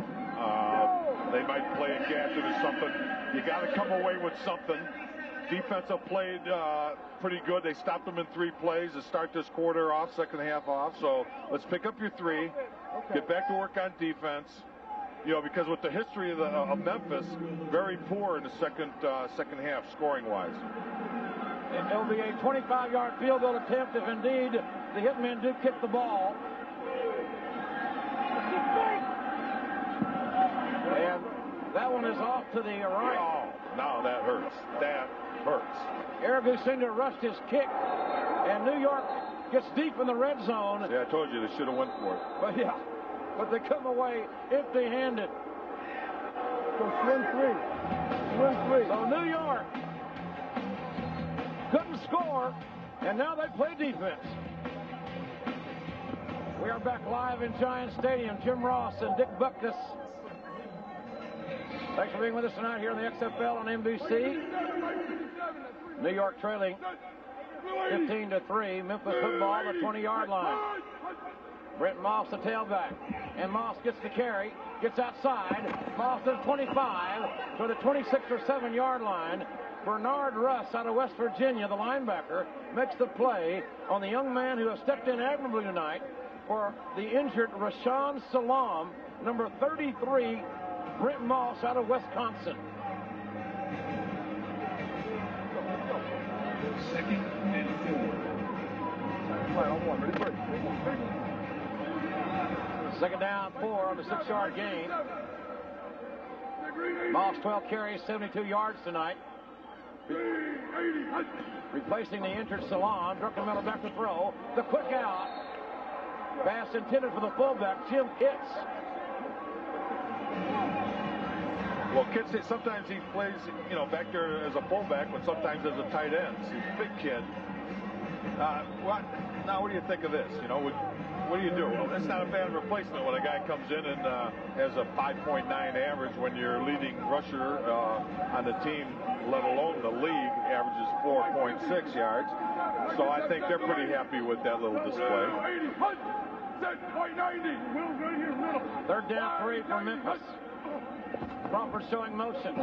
Druckenmiller's got time. He's got a man open. Overshot him. Kendrick Sanford. Big Merck, the linebacker, trying to cover Sanford out of the backfield. But Druckenmiller could not connect, which brings up a 4th down punting situation.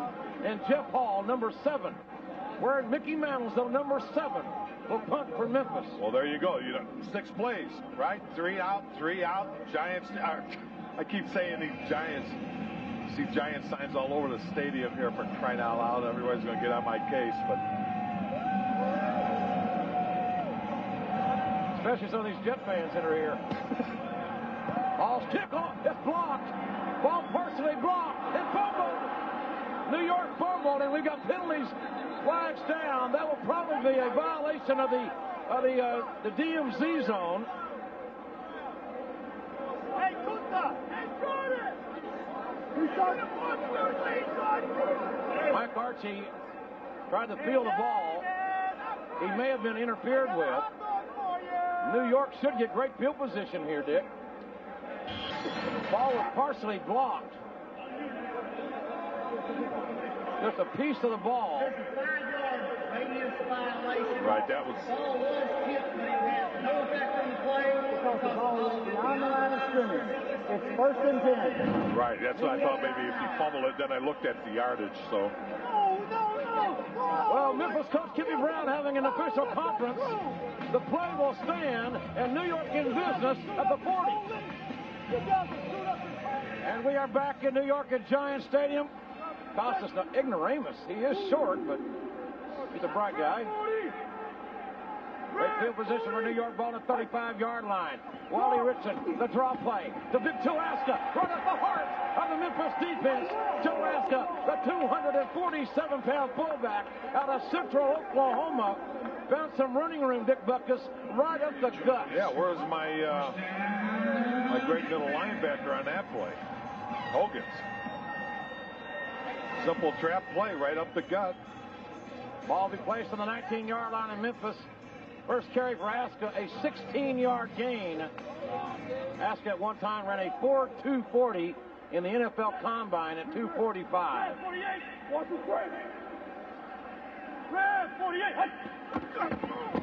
Aska again, maybe the same play.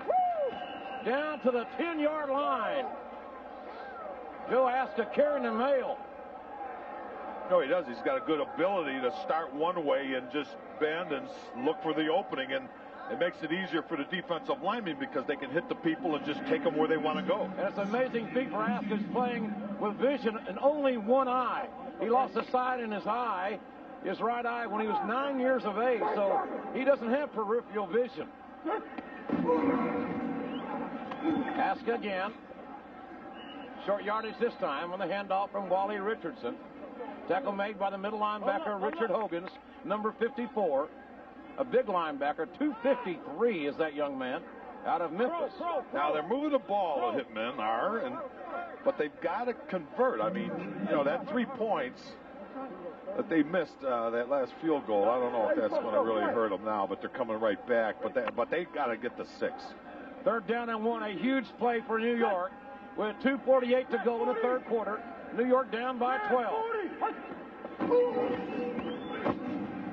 And the ball to Aska, who is close to the 1st and 10. The ball will be spotted at around the 8 or 9 yard line. Shante Carver, number 78, former number 1 pick of the Dallas Cowboys, on the stop. Boy, that was the first time you'd mentioned him, huh? Shante Carver. Shante has been handled tonight by the offensive line of New York. Hey, get back, get back. Man, I can't believe it's that close. We can't get a spot right. New York General Manager Drew Pearson would like a better spot, as we will take a closer look at it here. The officials Bringing the chain in. First down. First down, New York. First and goal, actually. Ball will be placed at the 9-yard line of Memphis. Guys, way to pull those chains. Way to tighten them up.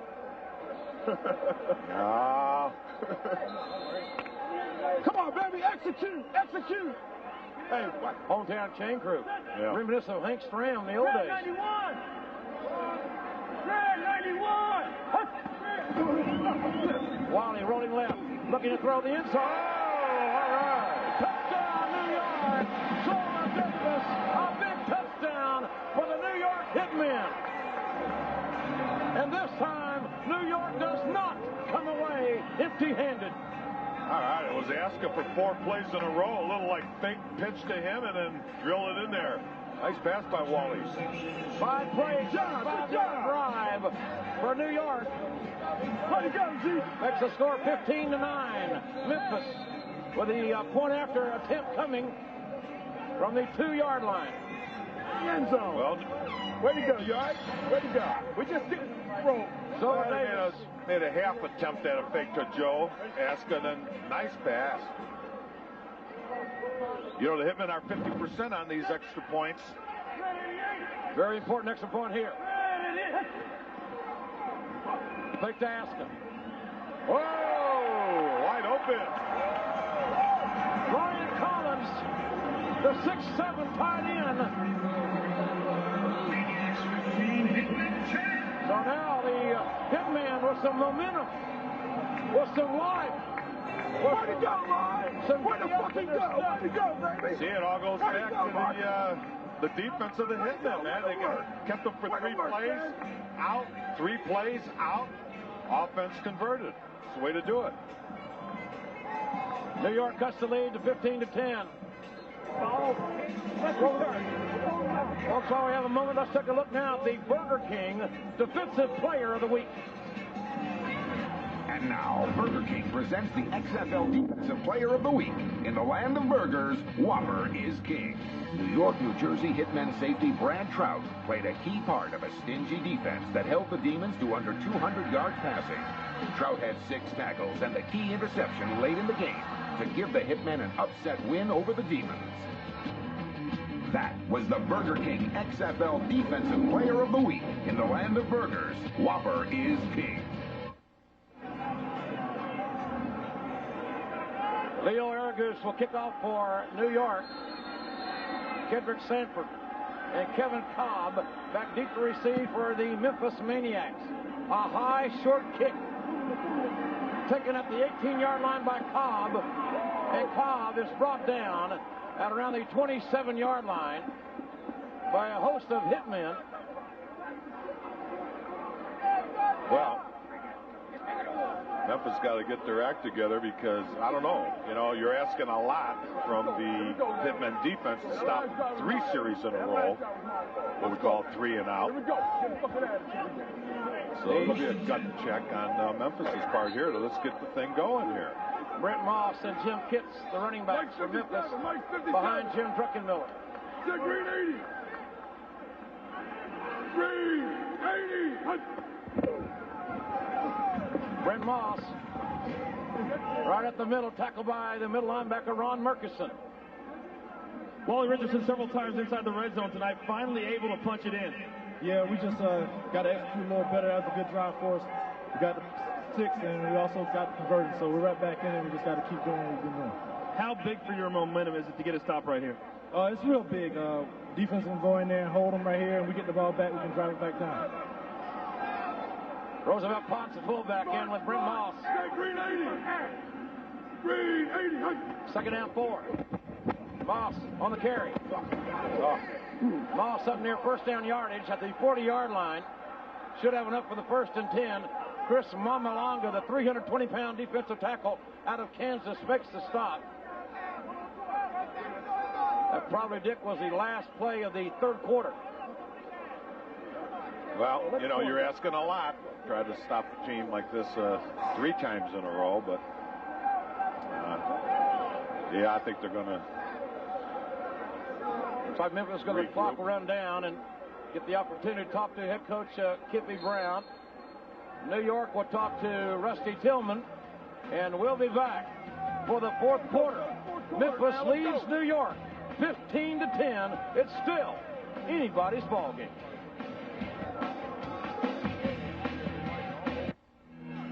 We are back live in Giant Stadium, about to start the fourth quarter with New York trailing Memphis 15-10. And certainly a long, time-consuming drive here, Dick Buck. This could be the death knell for New York. Well, you know, their third quarters are terrible. Druckenmiller back to throw. Looking for the deep ball. Got a man. Passes. No, it's not complete. It's going to be ruled incomplete, intended for Charles Jordan. He got it. Now the officials having a conference. One official waved it off, and it will be an incomplete pass. Well, sometimes the back judge, you know, he's coming in from the back, and sometimes he needs some help from the side judge or the line judge. That ball bounced. Yeah. Good call. Kippy didn't like the call, but it was the right call. The ball bounced. Say green 80. Second down at 10. Druckenmiller with time. Man wide open. And again, Charles Jordan, the receiver. And Jordan last week again had 10 catches for 240 yards. He's got 4 catches for 42 yards tonight.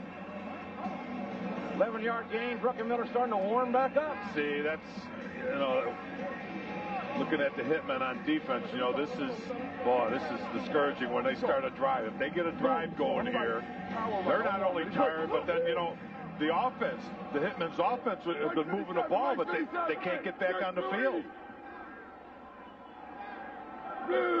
First and 10. Brent Moss, the ball carrier. Finding a little room, maybe gaining 2 off his right side. I'm standing by with Memphis Maniax General Manager Steve Earhart. We've heard all game from Drew Pearson, but you got to be happy with your ball club's play right now. Oh, we're real proud of Kippy Brown and the Maniacs. This is a tough game. We have a lot of respect for Drew and the Hitmen. We're in a tough battle in the West. We want to play New York again in the playoffs. But you're standing on the New York sideline right now. That's only because I came to see you. Well, Jim Druckenmiller's got a second down and 7 situation. Ball at the 47-yard line of New York. Play action. Druckenmiller, plenty of time. Penalty, flag down. Oh, what a hit. Well, there's a flag down. That was a shot by Haven Fields. What's wrong? Brent Moss, the intended receiver.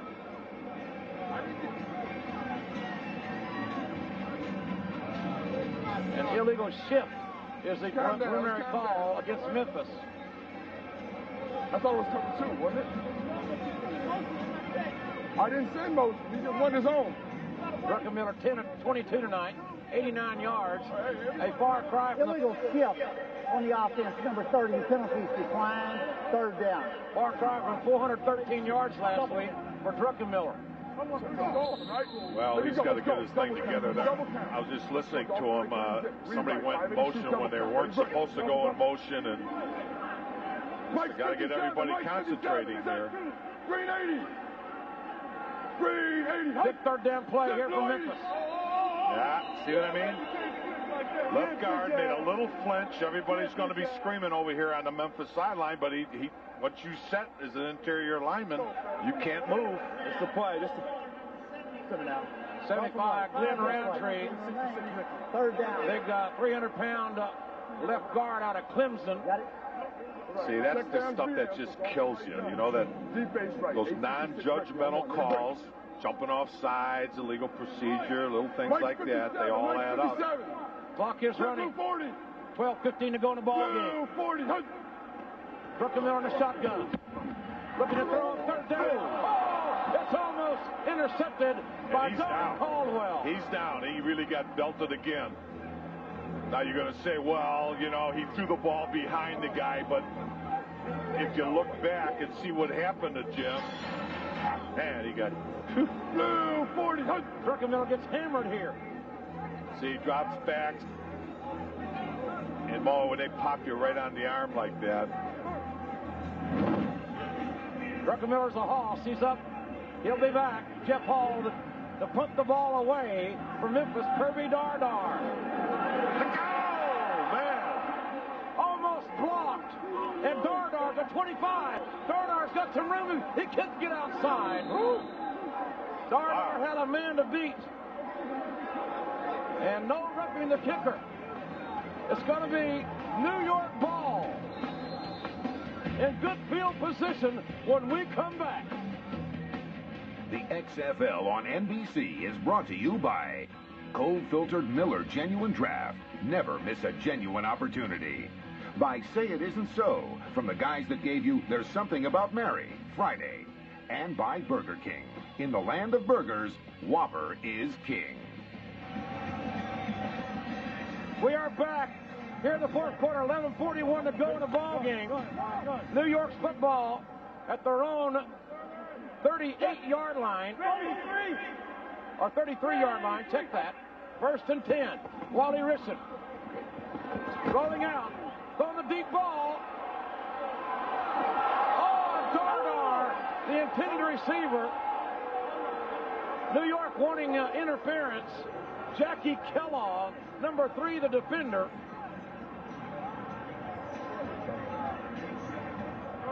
Jeff Hall, big-time rush on that last kicker. You're going to be okay to go back in? You got up pretty slow.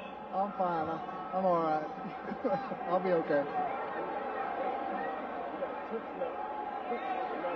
Well, Kippy Brown was pretty upset with the officiating on that play.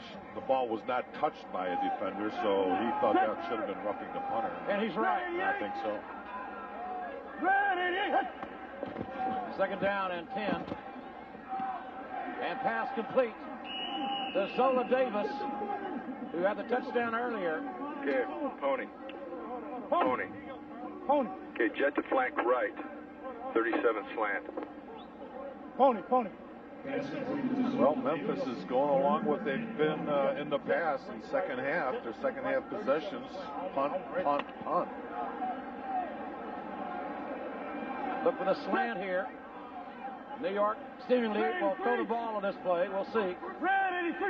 3rd and 2. They'll have to hand off to Aska. Aska got a 1st down up to the 45-yard line.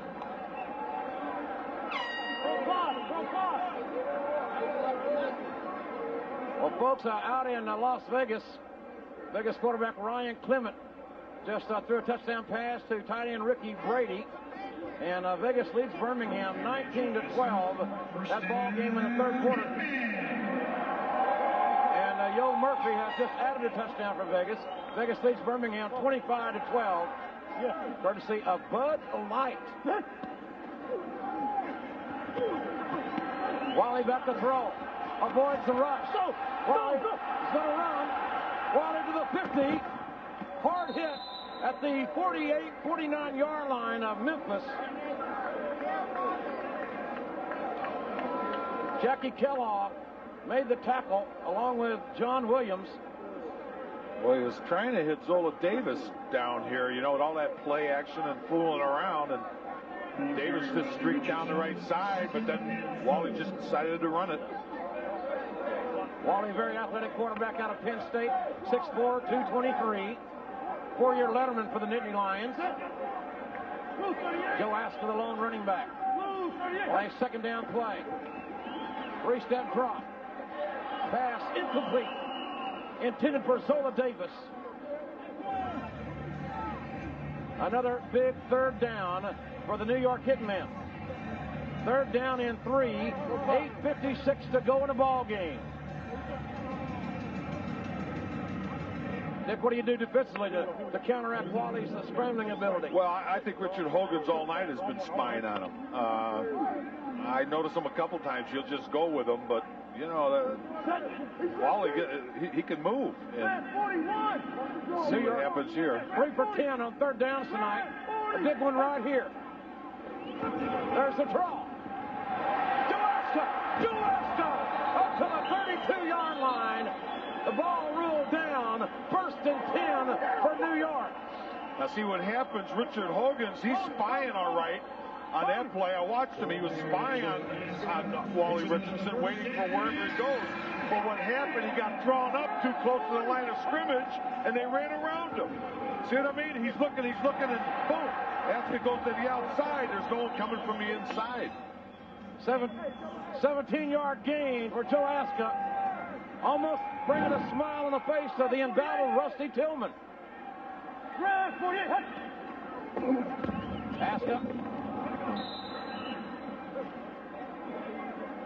Aska losing his footing in the dry turf.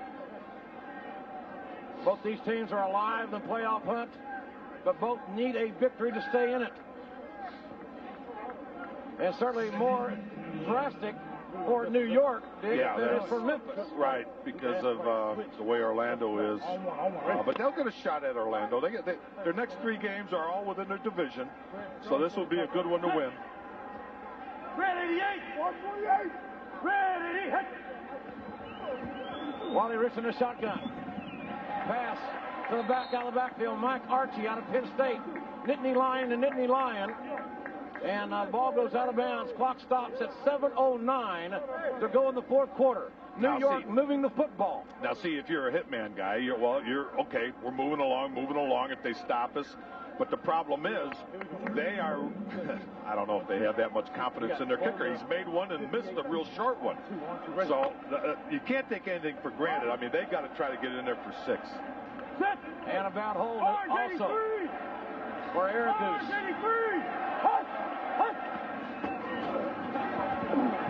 There's a handoff to Archie.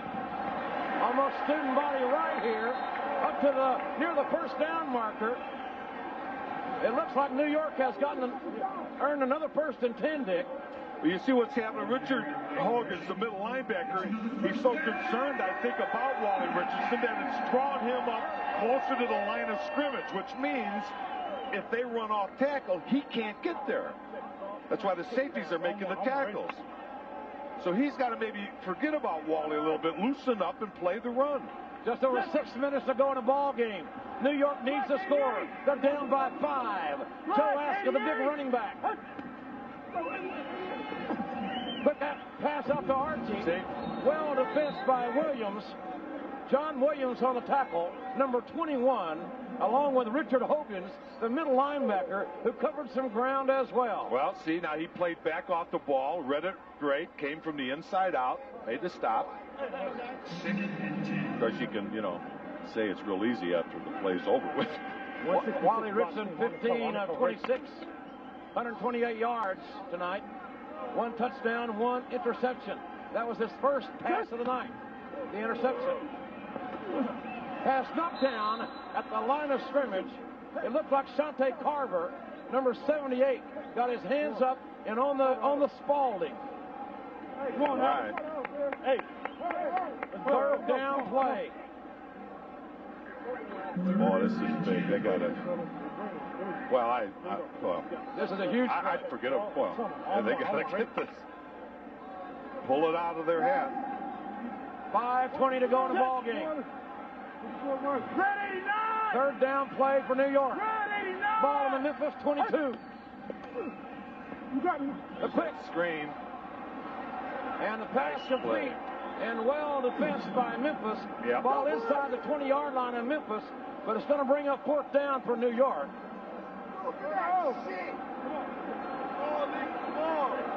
Ball on the 19-yard line. And here comes Eric. I got you, man. You can't run that corner. The corner's wide open. I know. That corner's wide open, man. Way to go. Good try. The former Dallas Cowboy wide receiver. Almost wish he could suit up right now. The corner was open. Eric Goose to attempt the field goal. 37-yarder. The kick is up. Oh, hit the goalpost. For God's sakes. See, that's... It hit the goalpost. Boy, oh, boy. And New York's got to play defense. The Hitmen are still in it. New York down by 5 with 4.5 left. Wow. We're coming down to another exciting finish here in the 4th quarter. Memphis football, they lead by 5, 15-10. 4.5 to go in the ball game. Ball on the 27-yard line. Each team has 3 timeouts remaining. Brent Moss, nothing doing that time.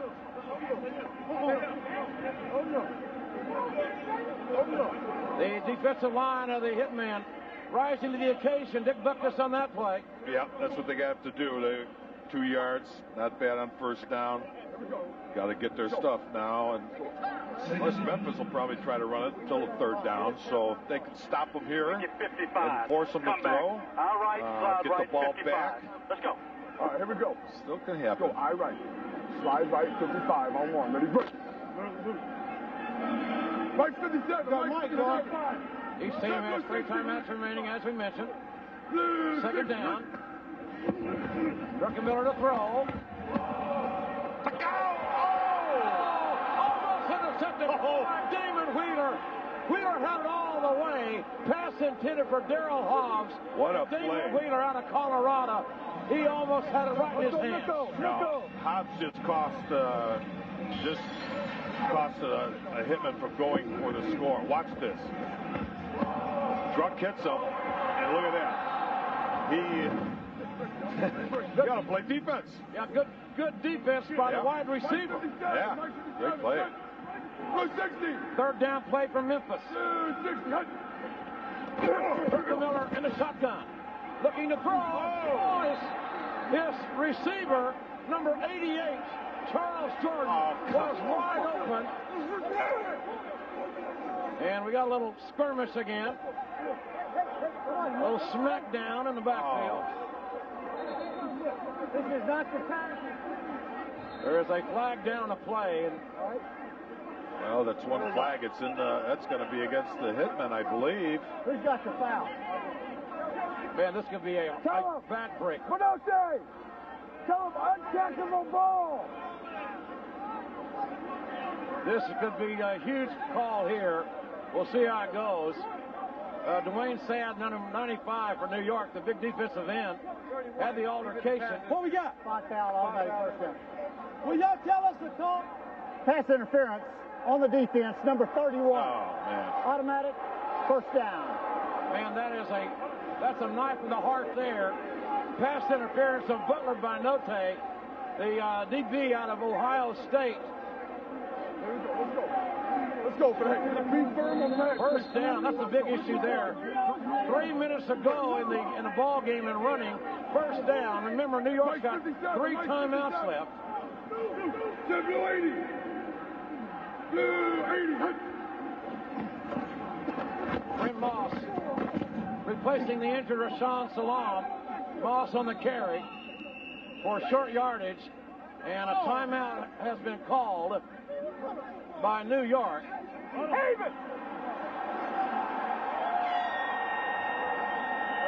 Moss 17 carries, 92 yards tonight, replacing the leading rusher in the XFL, Rashawn Salam. Geez, how about Druckenmiller? 9 for 18, 79 yards, 2 TDs in the first half. Comes here in the second half, 1 for 8 for 10 yards in the second half. Thankful for the flags. Well, folks, tomorrow at noon Eastern, two of the NBA's young superstars collide as Kobe Bryant and the Lakers try to sweep the season series from Tracy McGrady and the Surging Magic. That's the NBA on NBC tomorrow at 12 noon. The ball is on the 40-yard line. 2nd down and 6 play for Jim Druckenmiller. 2 timeouts remaining for New York. And in addition to the 2-minute warning, Druckenmiller has been ice cold in the second half. As Dick Butkus pointed out, only 1 completion for Druckenmiller for 10 yards. But his team have a 5-point lead. You know, they had that pass interference on that 3rd down, but the guy was wide open and Jim just overthrew him. Give me the flag! Give me! See what's happening here now. Tippy is talking. Belly right ball goes. Long right zip. Belly right ball goes. Don't worry. Okay, we're talking the official. Right. Did the play, and now we're about 7 seconds to go on the game clock. On the play clock.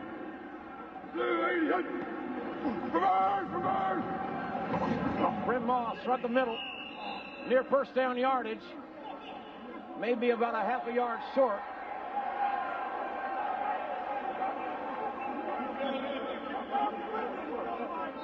Clock is running. Well, I think they're waiting for a measurement, aren't they? Well, there's no measurement. The officials have stopped the clock, but 8 or 10 seconds burned off there. I know that. Yeah. Well. If you ain't all right, come on. Yeah, apparently we're going to have another measurement. And a big measurement it is. It's either going to be third down or first down.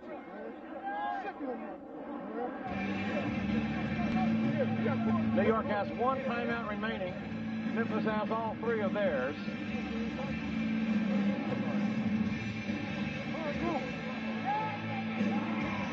Ladies and gentlemen, don't forget tonight after your late local news, she won the MTV Movie Award as the Breakthrough Performer of the Year. Now the beautiful Julia Stiles makes her Saturday Night Live debut. Plus musical guest Aerosmith tonight here on NBC. Hey, I got guys up front that told me I had the first down. I got guys right up there that told me I got the first down. And you guys moving back a yard. I don't understand it. I know it's New York. I know it's New York. I know it's New York. Hey, listen up. Look. We're going. All right, listen to me now. Strong right zip. Strong right zip. Belly right, boss, go. Same call. Strong right zip. Belly right, boss, go. Hey, tell kids to look for that damn safety coming off the edge. Gets the fullback. Look for the safety blitz. Here we go. Well, Kitts is in there. He's the blocking guy. Fullback, plays tight end sometimes. Or 48. Dribble. Spot. Druckenmiller under center. Third down and 1. Third and 1. Big play here. A handoff to Moss. No. And Moss falls forward. May have gotten the 1st and 10. I think he did this time. Still gonna. Clock continues to run. Not doing New York any favors. That clock running down to a 2-minute warning. Bring it in. All right, give us some room. So the officials stopped the clock at 2:05 remaining in the ball game to have a measurement. All right, back up. We need room. I think they made it, Dick. Well, he was wide open here for this side judge to make the call. Let's go red left. Judge. It's going to be 4th down or 1st down for Memphis. Ball at around the 46-yard line of the Maniacs. Big measurement here with New York with only one timeout remaining.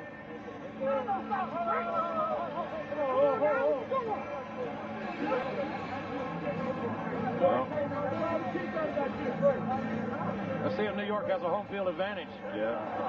What? Good God. What the? 4th down. Man, that was... How the heck could that be further than when it was 3rd and short? Jeff Hall is going to be called in the front.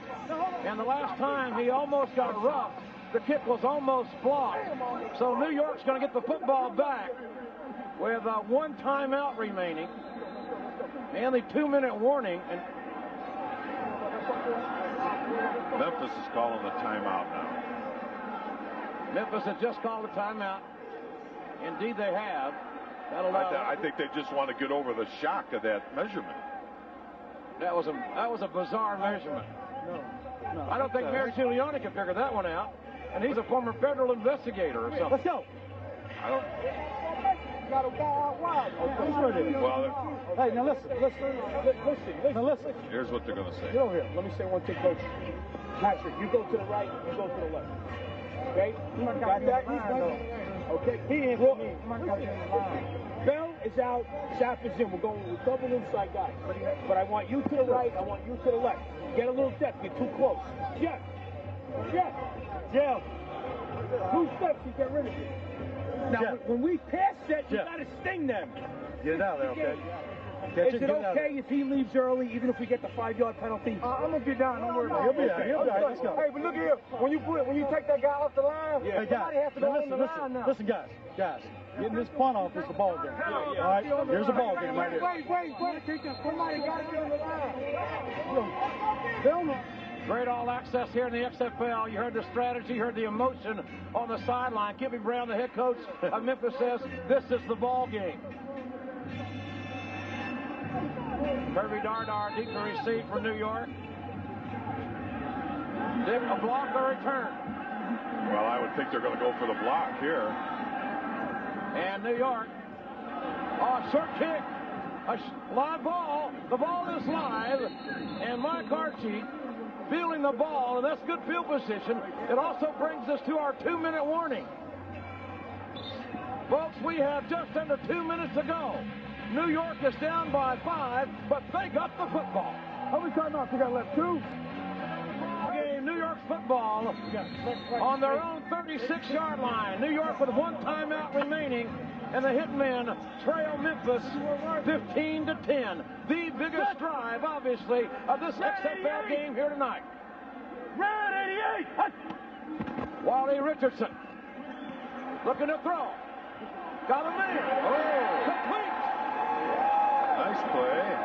Zola Davis on the completion in Memphis territory at the 47-yard line. 16-yard gain. The playoffs looking right in the face of the Hitmen in Memphis. But more for Memphis than, or more for New York than Memphis. You know, they haven't gone really deep all night long, so Memphis is just going to go ahead, throw it in front of us. We'll just make the tackle and let the clock run. Minute 50 to go in the game. Richardson there it is again. With the Cosmo. The Cosmo knocked out of bounds at the 35-yard line of Memphis. 1st and 10 Hitmen. All right, good job getting out of bounds. 13-yard gain.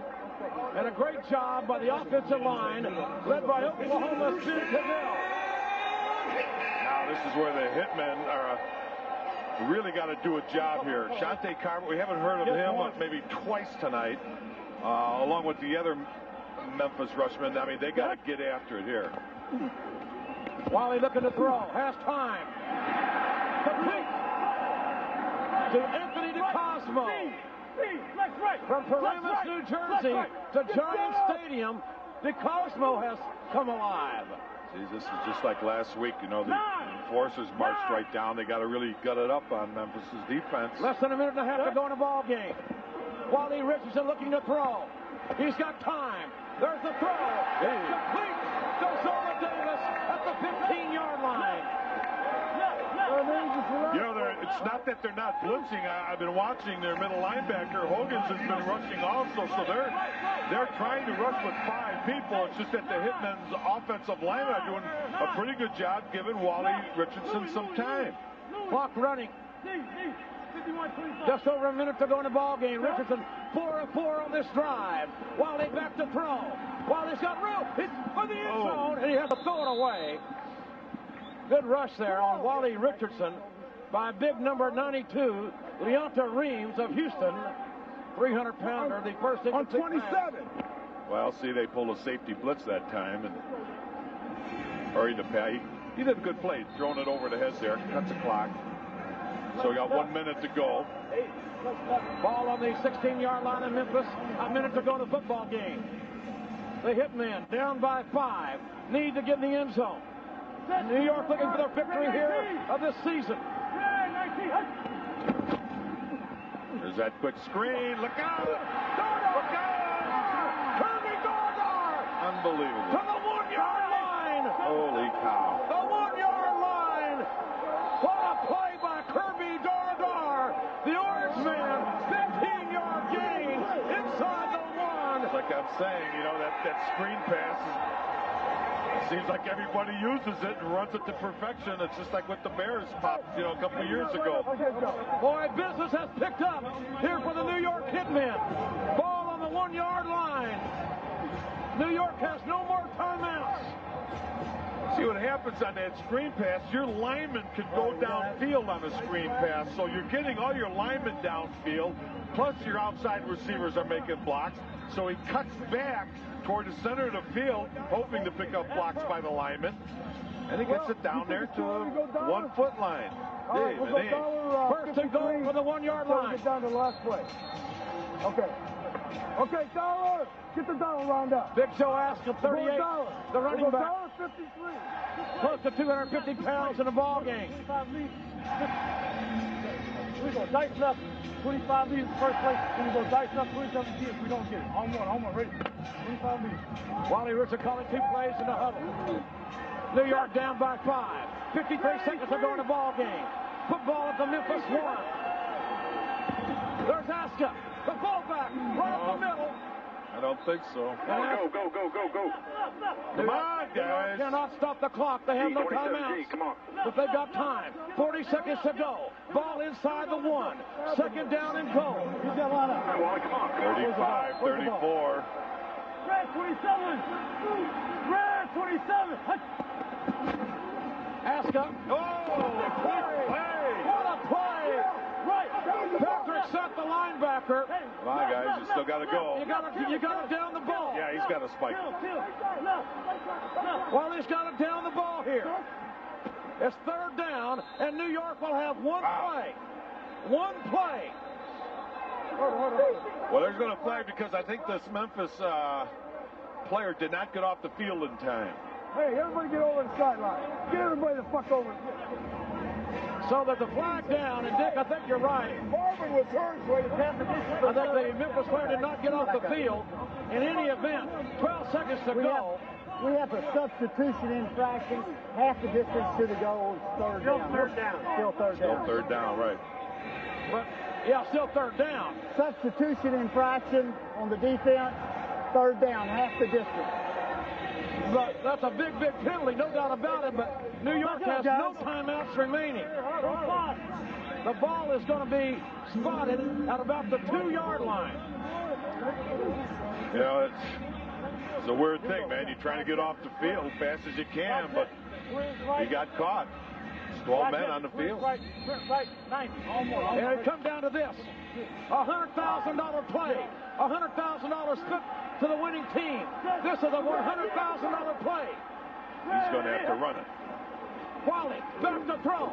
The pass. Oh, he got it. Touchdown! Zola Davis! Zola Davis. Oh, man. Zola Davis with a $100,000 catch. And New York about to win the first game at home this season. Nice pass by Wally Richardson. Boy, you know, he rolled out a little bit. I thought he was going to maybe tuck it away and run, but no. See right here, and then he just saw him. I think he was going to go to him all the way. Hey, that's $500. Well, whatever. Richardson 6 of 8 on that drive, 64 yards. The second touchdown of the night for Zola Davis, and New York now leading 16-15. Oh, man. Gee. What a ball game here tonight. Extra point attempt by the Hitmen. Wally to the big tight end. Incomplete to the 6'7" Ryan Collins. But the Hitmen got a 1-point lead with 9 seconds to go in the ball game.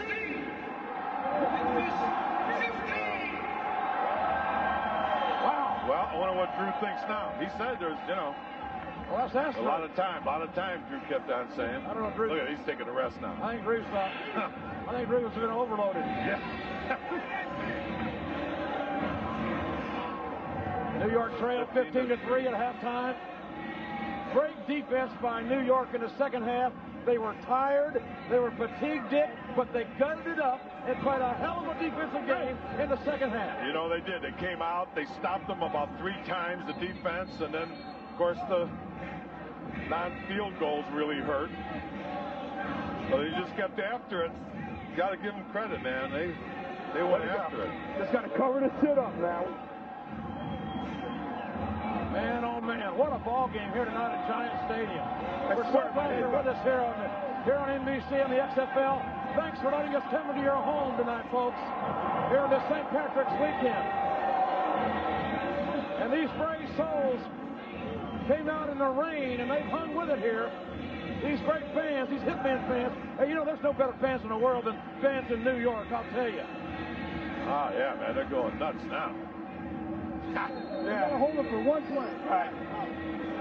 We're going to squib it here? Yeah. Squib kick coming up. You heard it.